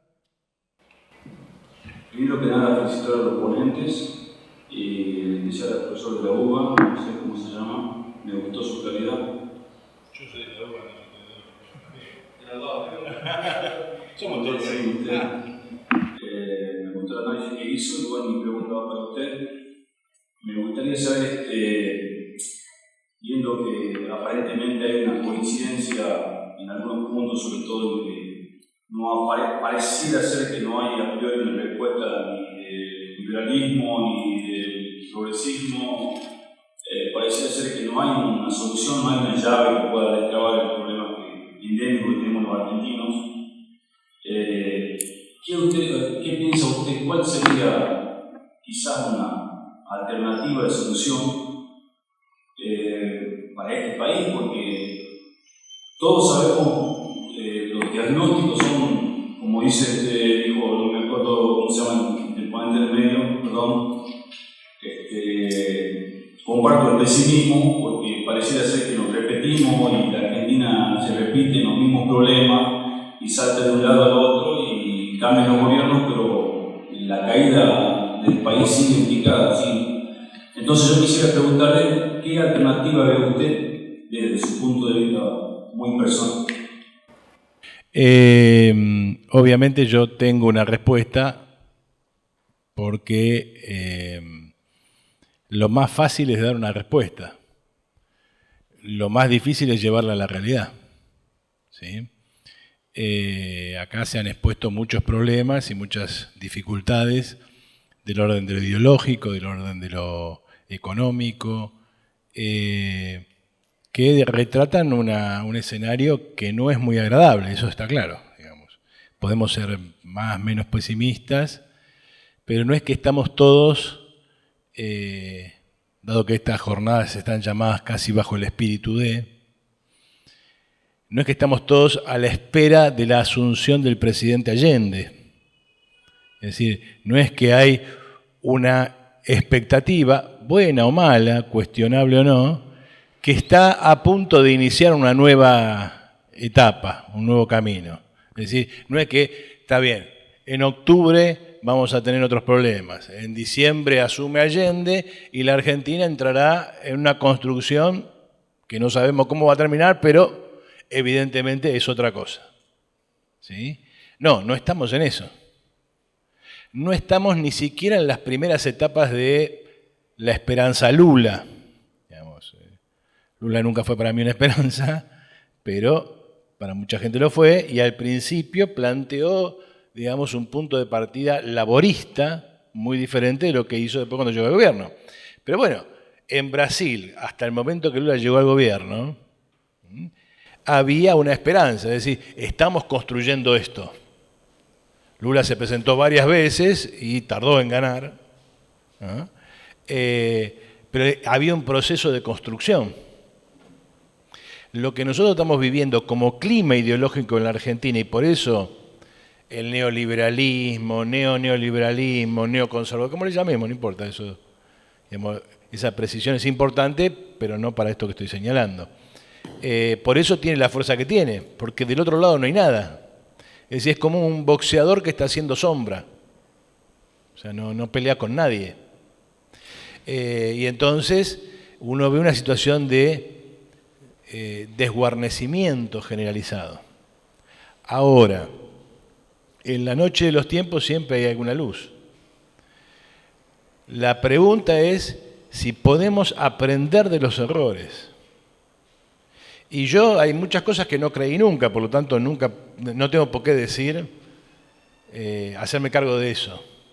Hay cosas de las que creí también y de las que tendría que hacerme cargo, porque digamos, nadie está virgen a esta altura del partido en la Argentina. ¿Sí? Pero me parece que hay que aprender de una serie de problemas, de errores y de planteos. Digamos, yo vengo de la izquierda, como se suele decir, más dura, más... Digamos. Yo milité en los años 90 en el trotskismo y nosotros tenemos posiciones generales afines a esa izquierda, generales. ¿Sí? Ahora, nosotros construimos un partido que se llama Vía Socialista y una alternativa política llamada Vía Socialista, queremos construirlo, porque evidentemente no nos sentimos cómodos en esa izquierda. Y entonces digo esto para asumir los errores que uno cometió y el balance que tiene que hacer. No voy a hacer leña del árbol caído, pero esa izquierda es una izquierda milenarista. Es una izquierda que está esperando el retorno del Mesías. Mientras tanto hacemos agitación. Que nos voten para llegar al Congreso y hacemos agitación. ¿Y qué haríamos si llegáramos a ganar? ¿Qué pasa si la gente se equivoca y vota masivamente a Bregman, de Caño? Y resulta que de tanta campaña por llegar al Congreso se fue todo, se desbordó todo y resulta que te eligieron presidente. Bueno, lo que nosotros notamos en esa izquierda es que si eso pasara no sabría qué hacer. No hay ningún programa, no hay ningún planteo, no hay ninguna idea de país. Y por sobre todas las cosas hay una banalización del socialismo.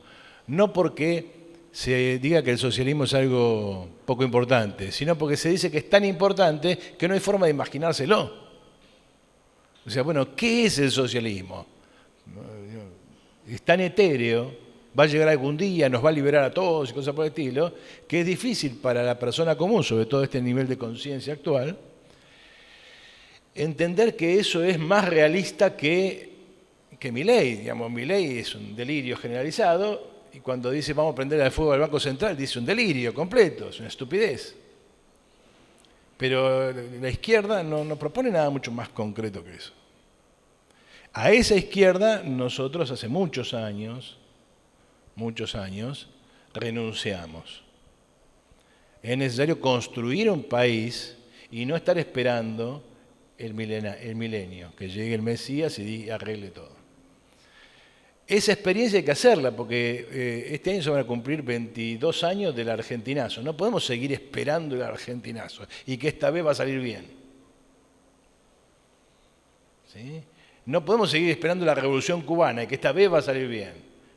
Ya pasaron 60 años de la revolución cubana. Pasaron más de 70 casi, de la revolución china. Más de 100 de la revolución. La última oleada revolucionaria tiene más de 50 años, o sea, la que termina en... Tiene 50 años, por lo menos la que termina en Vietnam. Y podemos seguir esperando la insurrección general, pero la gente sigue votando, y de hecho, como vamos a discutir en esta jornada, la gente vota. Entonces hay un problema con eso. La idea de que el voto solo sirve para llegar a un lugar y hacer... Bueno, esa izquierda no es nuestra izquierda. Hay que ofrecer un programa concreto y juntar. Del otro lado, la crítica que nosotros hacemos, sin adoptar un cómodo término medio, es cuántas veces más vamos a buscar, como dijo acá compañero, vamos a seguir esperando al burgués bueno, al burgués que es nacional, que invierte, que nos va a sacar de esta, que nos va a representar, que va a ser la pata de un proyecto nacional. Bueno, no aprendimos con Perón. Me parece que a esta altura de partido ya tendríamos que haber aprendido. No aprendimos con la alianza, porque hubo un momento que mucha gente pensó que la alternativa al neoliberalismo, a Menem, era la alianza. No aprendimos con esta última experiencia, Néstor y Cristina. Y yo ahí me limito puramente a lo político y a lo económico, no entro en cuestiones judiciales y ese tipo de cosas, porque son otras cuestiones y además impiden discutir en el núcleo de la cuestión, que es político. O sea, ¿qué modelo de país tenés? ¿A dónde nos querés llevar? Y como acá dijo el compañero, no se sabe. No se sabe. Incluso los proyectos políticos aparentemente más elaborados. ¿Quién puede definir qué fue el socialismo del siglo XXI de Chávez? ¿Cuántas veces redefinió su llamado proyecto Evo Morales? Que capitalismo andino, que eso...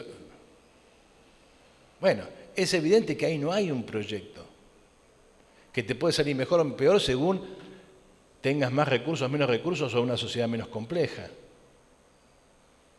Pero es evidente que ahí no hay nada, que esto ya fracasó varias veces. Entonces la pregunta es, ¿cuánto tiempo vamos a seguir rebotando contra la misma piedra?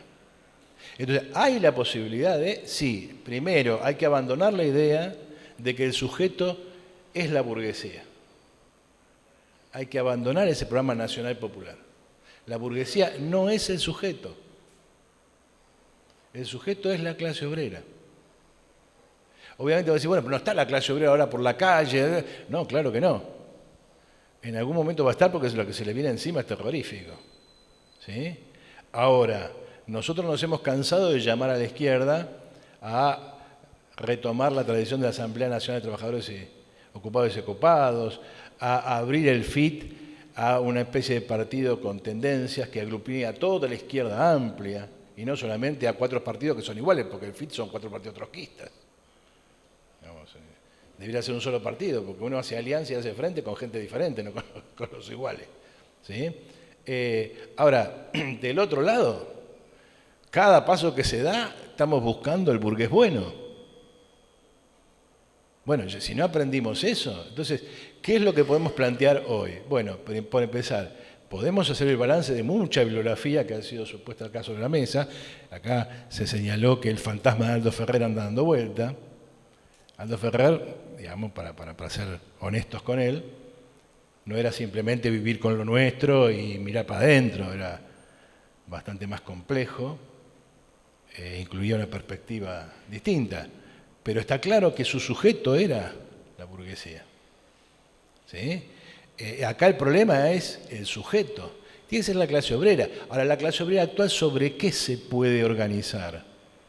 Y se está organizando en torno a Milei, esa es la verdad. O sea, son los empleados de Rappi, de Globo, la gente más, la que hace claque de Milei. Hay encuestas que muestran que cuando le preguntan, ¿pero vos estás de acuerdo con esto? No. ¿Y a quién vas a votar? A Milei. Bueno, como dijo acá Nicolás, Es decir, esa idea de que capturó la rebeldía. Está claro.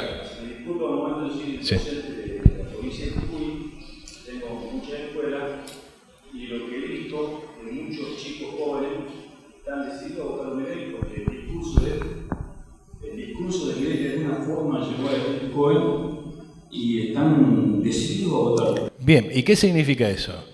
Que no es cierto que la clase obrera no esté abierta a discutir algo. Lo que no quiere más es discutir lo mismo. No quiere discutir el milenio, no quiere discutir a papá bueno que venga y me dé un subsidio, que además no sirve para nada. Entonces, bueno, nosotros vamos a proponer en esta jornada, como ya venimos proponiendo, la formación de un partido de características laboristas, en el que podamos entrar todos, cuyo criterio sea la independencia de clase. Y la independencia de clase en relación a la burguesía. Están todos acá y vamos a discutir acá adentro y vamos a actuar acá adentro con independencia de la burguesía, y nuestro planteo va a ser rechazar cualquier alianza con fracciones burguesas. ¿Sí? No es casualidad que hayamos invitado para la mesa que sigue a Víctor de Genaro, que en la década de los 90 casi corporizó esa ilusión. Bueno, este es el estadio de la conciencia, desde acá trabajamos, pero no estamos en cero. Por eso yo no soy tan negativo, yo creo que hay un espacio vacante que hay que ocupar. Y nosotros tenemos un programa, se llama Argentina 2050, ahí está explicado qué esquema vamos a proponer, en la charla que sigue yo lo voy a desarrollar, pero este país tiene una oportunidad, claro que tiene una oportunidad.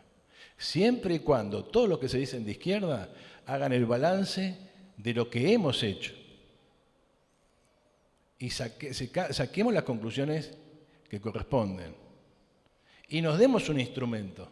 Ahora, si estamos esperando que alguien mágicamente nos diga cuál va a ser el candidato, si estamos mágicamente esperando que una interna de 4 o 5 va a decidir el candidato del trotskismo y después vamos a ir a votar testimonialmente, y así no anda. Pero que tenemos un programa y tenemos una posibilidad, de eso no hay duda. El punto es que tenemos que animarnos a pensar al revés y a lanzar esa iniciativa. ¿Sí? Que no sea monopolizada por nadie. Por eso la idea de un partido laborista. Un partido de la clase obrera, que sea el continente de aquellos que dicen acá la solución no pasa por la burguesía, pasa por la clase obrera.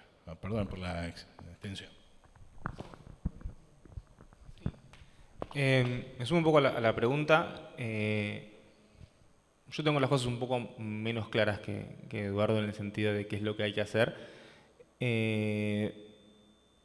Tampoco tengo en claro, digamos, qué es la clase obrera y cuáles son sus límites y si efectivamente la matriz de clase es la matriz central sobre la cual pensar la alternativa política coyuntural, más allá de que nos pueda servir como categoría analítica en general.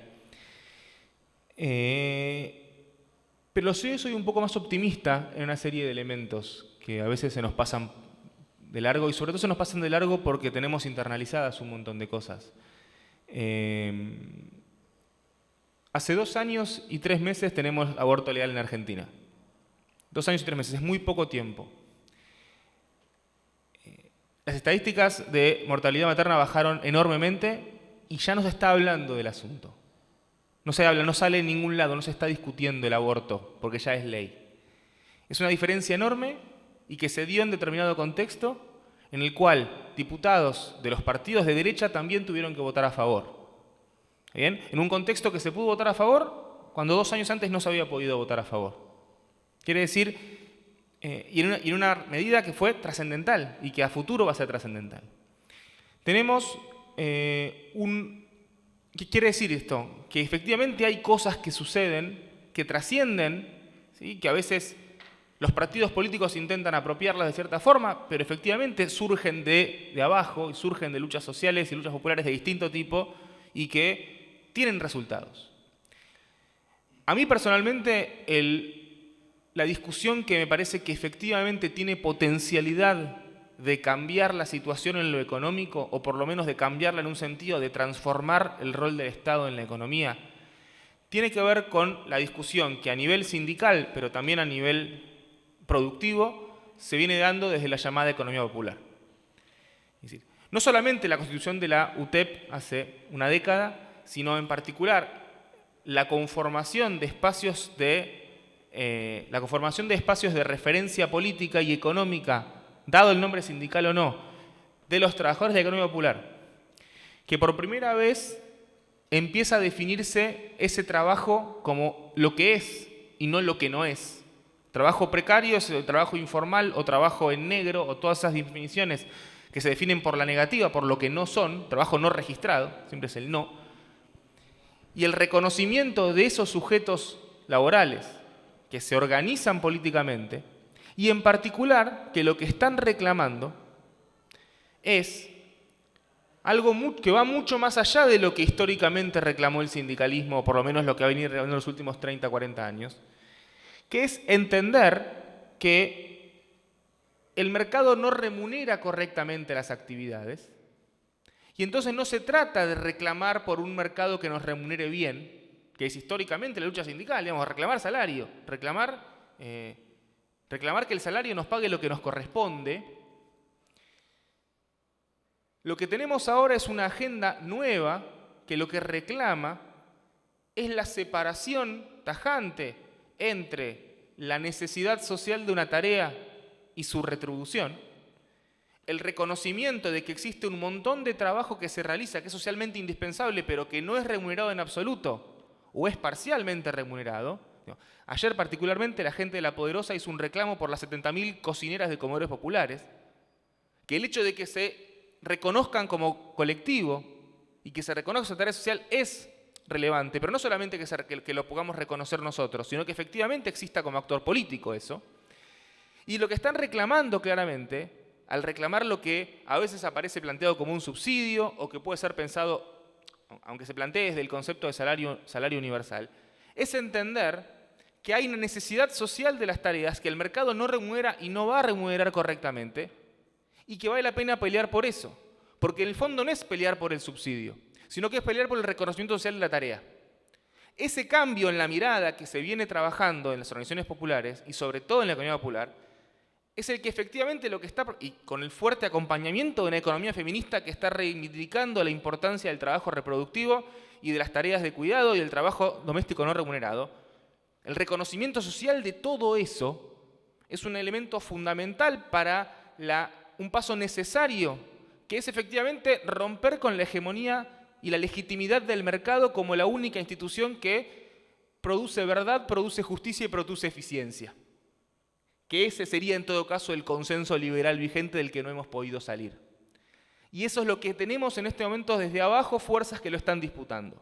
Entonces, en ese sentido es que yo soy optimista. No por la próxima elección presidencial, en la que ser optimista sería un acto bastante lanzado, sino por determinadas tendencias sociales que se vienen dando en el último tiempo, que en determinados espacios políticos se han habilitado más que en otras, que efectivamente están permitiendo dar esa discusión.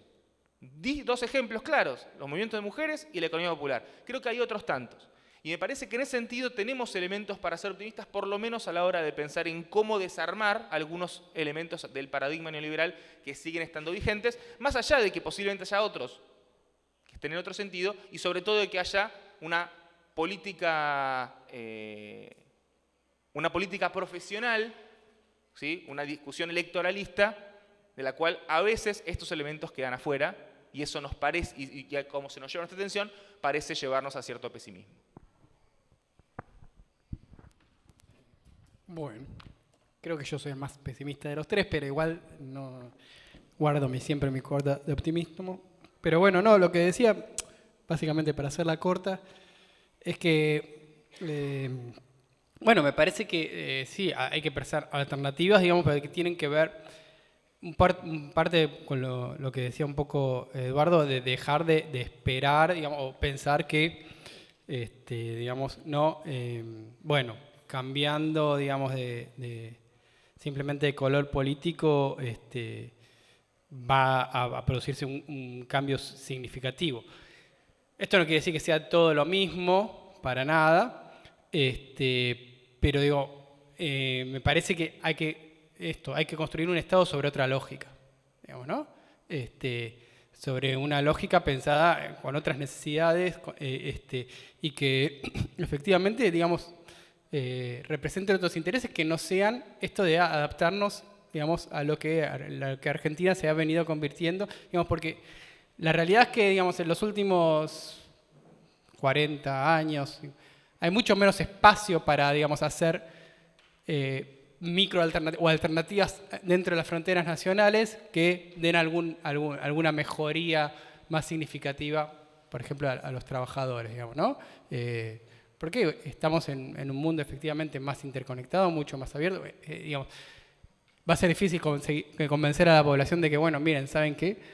Nos vamos a tener que arreglar durante 15, 20 años con los teléfonos celulares que usábamos antes, que no tenían pantallita. Digo, no, porque no podemos producir los últimos y, bueno, vamos a producir los que podemos acá.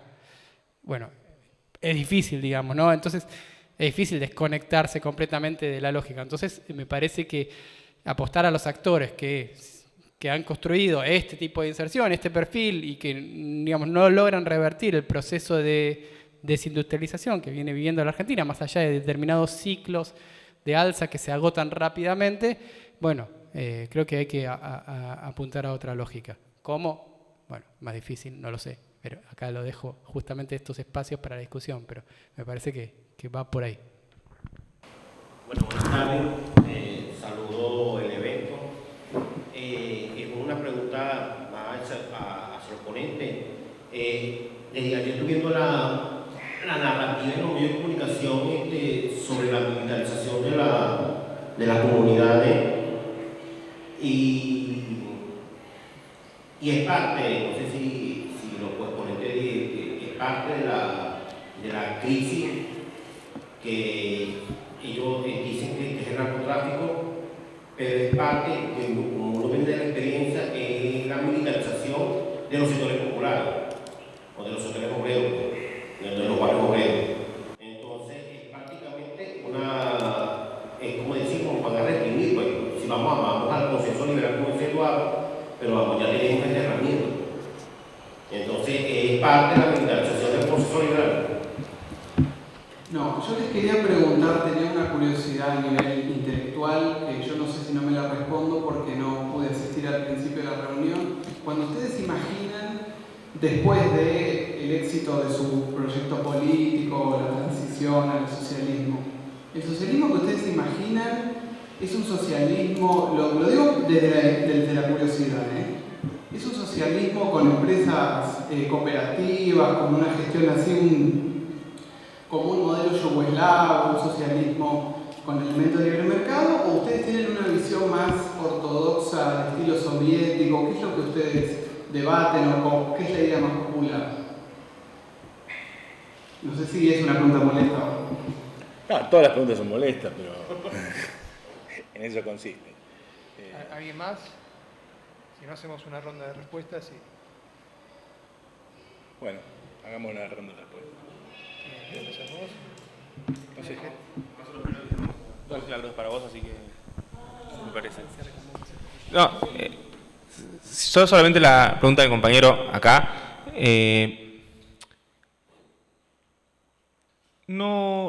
mí, a ver, está claro que uno hace ciertos modelos económicos solo cierran con represión, ¿sí? Que eso es algo que aparece muy seguido. También que el aparato represivo del Estado es un elemento que siempre está presente, ¿sí? Del cual no nos podemos olvidar. En todo caso, lo que diría respecto a esto, y sobre todo los episodios de Rosario de esta semana que han estado en juego, y sobre todo lo preocupante de cómo se impone la agenda de la militarización como el único camino posible del combate al narcotráfico, digamos, o como cierta violencia privada que aparece en el contexto del enfrentamiento entre bandas de narcotraficantes, la única forma de resolverlo es con más violencia, y en este caso con violencia pública, y lo preocupante que es que la agenda sea esa. Yo diría, a ver, no necesariamente no necesariamente vamos necesariamente hacia un camino de más represión, no sabemos cuál es el camino, no sabemos qué es lo que va a pasar, todavía no ha pasado nada. no, todavía ni siquiera han llegado los gendarmes o, digamos, o las fuerzas federales. Sí, en todo caso, lo que me parece importante que quede, es que a partir de estos episodios se ha tomado conciencia a nivel nacional de una situación que en Rosario es preocupante desde hace rato y que quienes no somos de Rosario a veces nos contaban, che, está pasando esto, y decíamos, che, no puede ser, esto no es Rosario, no Ciudad Juárez, y bueno, evidentemente había cosas que estaban pasando y quedaban por fuera, y que gran parte de la política nacional está centrada en Buenos Aires, y eso es un punto que es para resaltar cómo se discute eso. La expectativa que tengo yo, siendo optimista de vuelta, es que efectivamente lo que haya sea algún tipo de discusión fuerte sobre la ley de estupefacientes que permita avanzar hacia alternativas superadoras que tengan que ver con la legalización o que tengan que ver con un cambio de perspectiva, digamos, de efectivamente el combate al narcotráfico en ese sentido, porque gran parte de quienes hacen propaganda de combate al narco, como Patricia Bullrich, básicamente lo que han hecho es detener consumidores y detener vendedores de menudeo. Quiere decir, sin afectar efectivamente el núcleo del problema. Entonces, yo todavía sería cauto respecto de la... sería cauto quiere decir, no lanzaría al aire ningún tipo de conclusión, ni buena ni mala, si la cautela tiene que ver con la preocupación general de que efectivamente cualquier militarización es problemática y es preocupante, pero que en todo caso tendría como principal mirada positiva el hecho de que se está problematizando más algo que se venía problematizando en otra esfera. Que efectivamente hay una preocupación popular real, que los narcos no son solamente un invento de la política represiva. Y entonces en ese sentido que es posible que dado que ahora quedó clara la preocupación real, las soluciones que se presenten quizás puedan ser un poquito menos hollywoodenses, un poquito menos de jugar a la guerra contra el narco y tengan efectivamente algún tipo más de respuesta social a ciertos problemas. En ese sentido, puedo ser un poco más optimista, comparando con lo que fue la gestión de Bullrich en particular respecto de esto, que era básicamente un show televisivo y arrestando consumidores. Pero bueno, digamos, no dejar de pensar que efectivamente la militarización de los barrios es siempre, al menos, un elemento para tener cautela y preocupación. Bueno, sobre lo mismo, en la realidad mucho no tengo para agregar, pero sí me parece, solo dos reflexiones o una reflexión. No soy tan optimista como Nico, pero en el sentido de que más allá de la cuestión de fondo, me parece que hay mucho de esto de que se está utilizando para, la campaña electoral que ya está lanzada, digamos, ¿no? Está claro que la derecha o una parte de la derecha encuentra un nicho muy importante, pero ya ni siquiera es un nicho, un potencial reserva de votos en el discurso más manodurista, más represivo. Ahora están levantando a Bukele de El Salvador, digamos, esos modelos que, hasta hace relativamente poco no se presentaban tan abiertamente. Y creo que lo que se busca es captar ahí, digamos, ¿no? un público, un electorado. Pero también hay que tener en cuenta que esto, como decía o traté de decir antes, digamos, este tipo de modelos obviamente no cierran sin represión. El tema es que no pueden cerrar solo con represión. Ya me parece difícil, no veo un escenario, digamos, de golpes militares a los 70, digamos. Me parece difícil que cierren solo con represión. Sí se necesita un consenso de una parte de la sociedad y represión para aquellos que no se ajustan a ese consenso, digamos, ¿no? Pero digo, las reformas neoliberales de los 90, obviamente hubo represión para los maestros, hubo represión después para los cortes de ruta, pero tuvo un consenso muy importante, una hegemonía muy importante, que son distintos mecanismos, digamos, algunos mecanismos coercitivos, pero no represivos, digamos, ¿no? La hiperdesocupación, por ejemplo, el temor a quedarse sin trabajo, o la disciplina, de la convertibilidad generaba una disciplina monetaria muy fuerte, digamos, ¿no? Distintos mecanismos, digo. Hay que ver si se encuentran o no. Me parece difícil que se pueda sostener un proyecto de este tipo solo con represión, y en ese sentido lo veo más como una no sé, como una estrategia electoral. Ahora que sí se está habilitando el terreno para reprimir, digamos, aquellos que no se adapten mansamente, no me queda duda, porque es un modelo que obviamente deja a muchísima gente afuera. Bueno, voy a tratar de no hacer trampa y vamos a dejarle, no quiero tener la última palabra, así que vamos a dejarle a los compañeros que respondan si quieren responder. Pero hay dos preguntas y algunas cosas que se dijeron. Recordemos que Macri se fue del gobierno hace más de 3 años y que gobierna es supuestamente el gobierno popular. Digo porque si no hablamos de Macri y del modelo de Macri, pero Rosario hoy es la Rosario de Alberto Fernández, de Cristina Kirchner y de Sergio Massa. O sea, no es la Rosario de Macri que hace 3 años que se fue. Y el peronismo gobernó 18 años consecutivos la provincia de Buenos Aires. Y salvo por el primer gobernador Armendáriz y por el interregno de Vidal, gobernó la provincia de Buenos Aires todo el tiempo de este periodo que llamamos democrático. Y Rosario aparece como muy escandaloso, pero yo vivo en San Martín y les regalo cuantas postales quieran de San Martín y que me cuenten si es muy diferente de Rosario. Digo porque si no, entonces es muy fácil decir Macri esto, Macri lo otro, y volvemos al punto que yo señalaba antes. No nos estamos haciendo cargo de los errores, de las opciones políticas que realmente estamos manejando. Si creamos un fantasma que es más o menos real, pero que sirve para tapar un montón de cosas. Yo en las clases de historia siempre digo algo que es muy chocante, molesta, pero ayuda a pensar. Yo le pido a ustedes que ustedes piensen cuáles son las presidencias y los presidentes que más muertos obreros han dejado. Y yo les garanto que se van a sorprender. ¿Por qué? Porque hay un podio encabezado por Videla. No, eso es lo que uno esperaría. Encabezado por Irigoyen.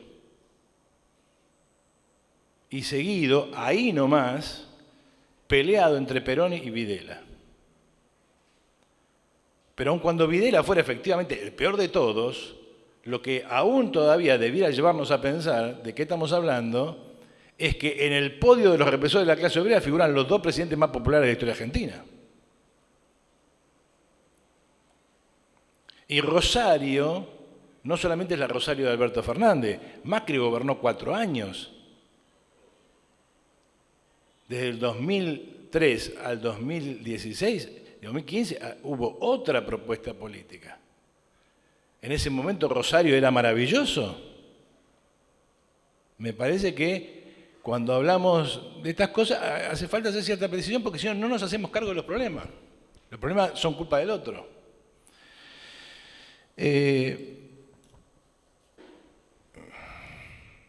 Acá en este país existió algo que se llamó AAA. Y le hizo Perón. Yo creo que no debe haber, salvo cierta gente muy disparatada, nadie que esté pidiendo un monumento a Videla, porque sería para meterlo preso nada más que por pensar eso. Pero la Argentina está llena de calles que se llaman Perón.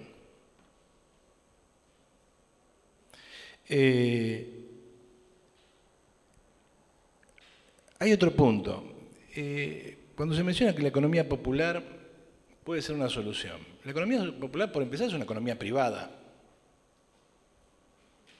O sea, la economía popular no está constituida por ente público, no es del Estado, no es de todos los argentinos, es privada. Una cooperativa puede sonar muy lindo, pero una cooperativa es una empresa privada. Eso no tiene que ver con el socialismo. Puede estar bien, puede estar mal, después lo discutimos, pero empecemos por ahí. Es obvio que no hemos roto con el paradigma neoliberal porque defendemos la propiedad privada. Y una propiedad privada que puede puede tener las virtudes que se quiera, pero no tiene ninguna virtud económica. Eso es exactamente así. La economía popular no tiene capacidad productiva. En el mayor porcentaje de los casos es una excusa para conseguir subsidios.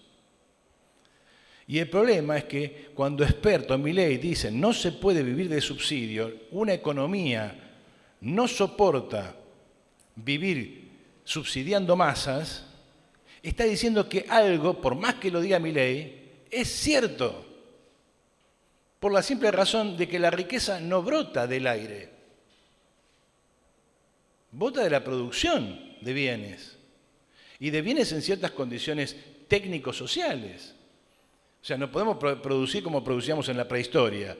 Y entonces ahí empezamos a entender por qué el discurso de Milei capta gente. Y porque en parte habla de la realidad.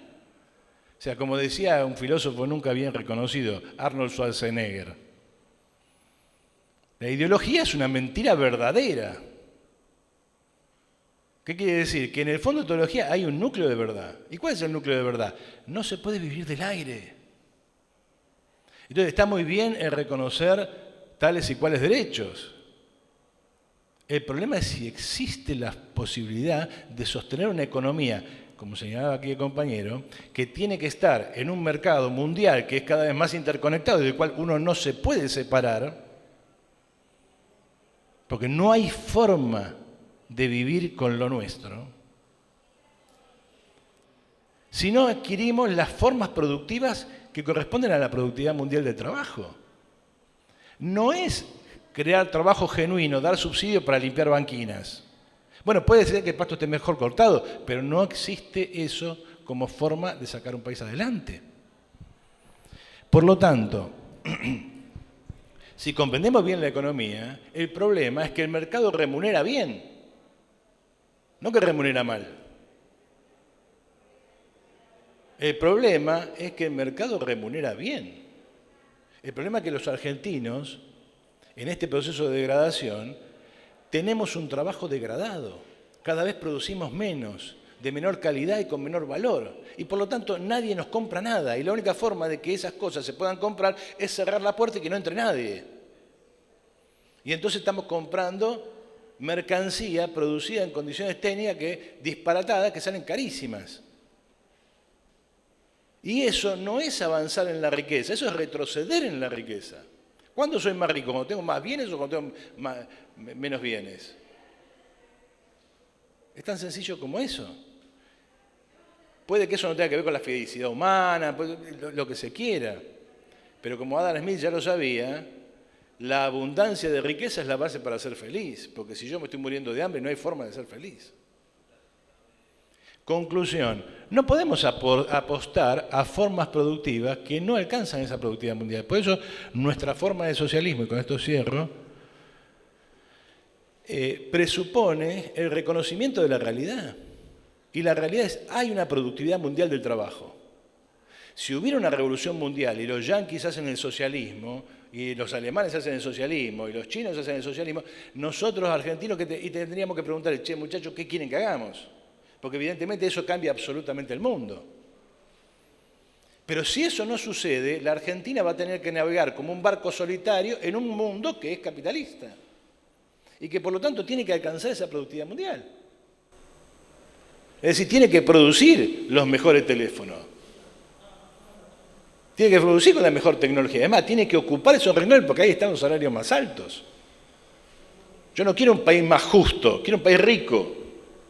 Porque hay justicia en la miseria, pero vaya justicia. Entonces, la cuestión es, ¿cómo se alcanza? Y se alcanza con economía de escala, grandes empresas estatales que planifiquen el uso de la riqueza social. El Estado al que estamos acostumbrados, el Estado al que los liberales le pegan fácilmente, porque es muy fácil de pegarle, es un Estado bobo que le da plata a cualquiera para que haga cualquier cosa. Unas migajas a los pobres, masa gigantesca de riqueza a los empresarios. ¿Para qué? Para hacer sobrevivir empresas que son un desastre. O sea, ¿qué empresa en la Argentina sobrevive si no se les da subsidio? Hay 2 o 3. Arcor, tal vez. Entonces, en ese contexto, nosotros tenemos que salir a competir al mundo con gran tecnología, con gran tamaño. Obviamente hay una masa de pymes con las cuales hay algo que hacer, porque además esa gente emplea trabajadores. Para eso nosotros proponemos economía mixta. ¿Vos querés salvarte de la expropiación capitalista? Perfecto, yo te puedo dar una mano, pero no te voy a dar subsidios. Armamos una empresa mixta, mitad estatal, mitad de los cientos de miles de tipos que producen zapatos, y armamos una producción de zapatos a gran escala y dejamos de importar zapatos brasileños. Pero no porque prohibimos que los brasileños no vengan a la batalla, sino porque producimos zapatos más baratos que los brasileños. Ahora, si nosotros seguimos protegiendo el mercado interno, tenemos 100.000 productores de zapatos que están en cualquier rincón pegando suela con la mano. Yo lo sé porque enfrente de mi casa hay una que me tiene podrido con el olor a Poxirrán y que pega la suela de los zapatos con la mano. O sea, eso es de economía hobbit. Eso no sirve. Ahora, yo no voy a subsidiar a esa gente, que después que, una vez que pasó, cuando esa gente agarra la cacerola cuando las cosas andan mal, recibe el subsidio y se compra la 4x4. Y no hay ninguna inversión, no hay ninguna planificación, no hay nada. Entonces vamos a una economía de escala mucho más elevada, por empresas estatales y por empresas mixtas, en las cuales el Estado es propietario. Dejemos de regalar lo que es de todos. ¿Va a haber un sector de economía privada? Seguramente. Primero porque no vamos a andar expropiando kioscos. Hay una parte enorme de la economía que no se puede planificar y no tiene mucho sentido. Y hay una parte de la economía que no vamos a tocar hasta que podamos hacerlo mejor. O sea, yo no voy a andar expropiando empresas que funcionan simplemente porque estoy destruyendo lo único que funciona. Entonces va a haber una economía estatal, una economía mixta y una economía privada. Y la apuesta que nosotros tenemos es que la economía estatal se traga a lo demás, en un proceso de largo plazo. ¿Se entiende? Esa es la idea. ¿Y tenemos oportunidad para eso? A ver, la Argentina vive la pampa. Vaca Muerta, que no se puso en funcionamiento porque son tan inútiles en la Argentina, los burgueses argentinos que no son capaces de poner un caño, porque se pelean a ver quién tiene el negociado. Vaca Muerta, según cálculos de Arceo, ¿sí?, que fue funcionario del gobierno kirchnerista, puede producir tanto como la pampa y exportar y traer tantas divisas como la pampa. Chile exporta del otro lado de la cordillera 40.000 millones de dólares en cobre. ¿Qué? ¿Dios repartió mal las cosas y todo el cobre cayó del otro lado? Ahí tenés otra pampa. Te voy a decir algunas cosas que suenan ridículas, pero que se entienden cuando se planifica y cuando se ve a gran escala. ¿Sabes cuánto exporta Noruega de salmón? 7.000 millones de dólares. 3 veces las exportaciones de carne argentina. Acá nos hacemos los ecologistas y salmón no. Salven a los salmones. ¿Sabes cuánto exporta, cuánto llega a comprar Japón de crisantemos? Hay una entrevista que yo le hice a un especialista del INTA, muy interesante, acerca de la floricultura. Nos vamos a salvar vendiendo flores, mirá qué ridículo que eso. ¿Sabes cuánto se puede exportar y cuánto exporta el mayor exportador del mundo entre Ecuador, Colombia y compañía? 5.000 millones de dólares, 2 veces las exportaciones de carne argentina. Todos nosotros vamos al baño, tiramos la cadena y el agua se lo lleva. Ahora, si uno lo junta y le hace un tratamiento, de allí sale, entre otras cosas, fertilizante. Además de que con el gas que se produce, se puede producir electricidad. ¿Sabés cuánta, con un proyecto que elaboró la Universidad Nacional del Litoral, cuánta plata se puede producir en exportación? Estamos hablando de dólares, un país que no tiene dólares. ¿Cuántos dólares trae eso por año? 2.000 millones de dólares. Y le da trabajo a 30.000 personas. Entonces, la Argentina claro que tiene salida. Tiene que planificar desde, por y para la clase obrera y dejar de pensar en la burguesía. Y pensar en grande, pensar al revés, un Estado productivo.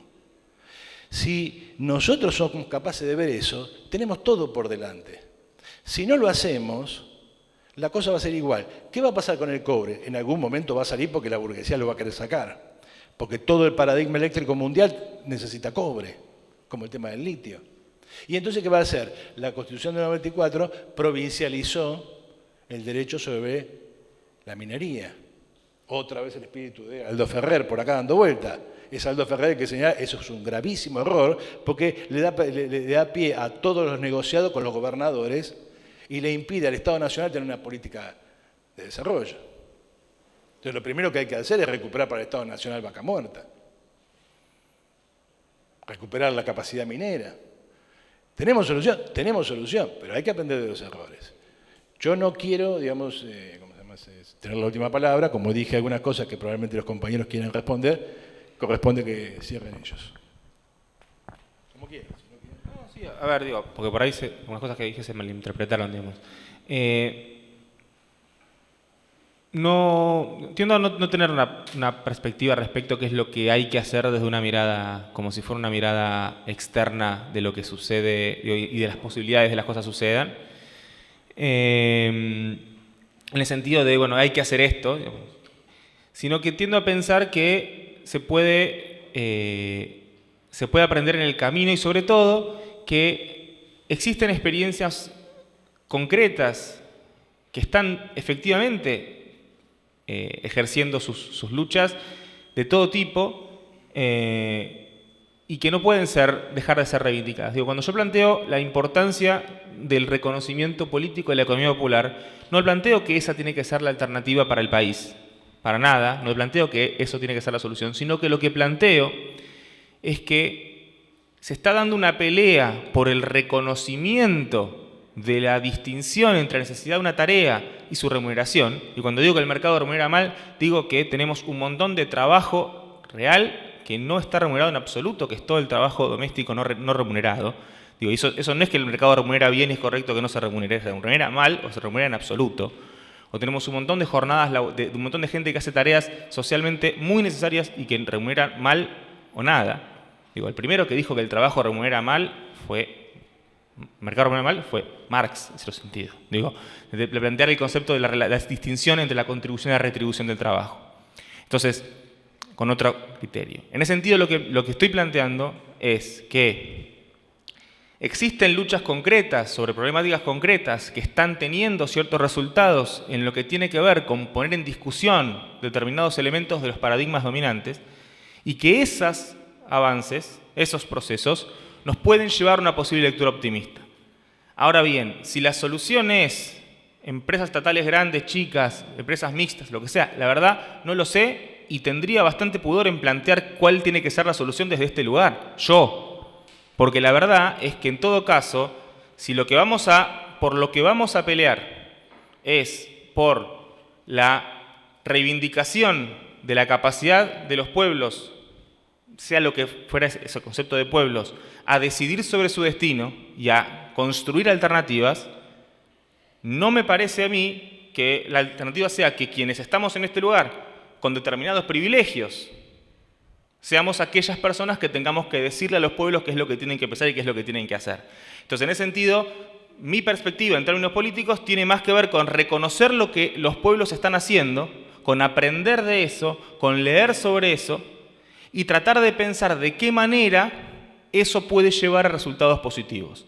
Ponerme yo a plantear cuál quiero que sea el destino, y que el destino para los pueblos, sin que los pueblos participen poniendo su decisión, no me parece a mí el camino correcto, sino que por el contrario me parece también otra forma de imponer una verdad sobre poblaciones que no me la pidieron. Nada más.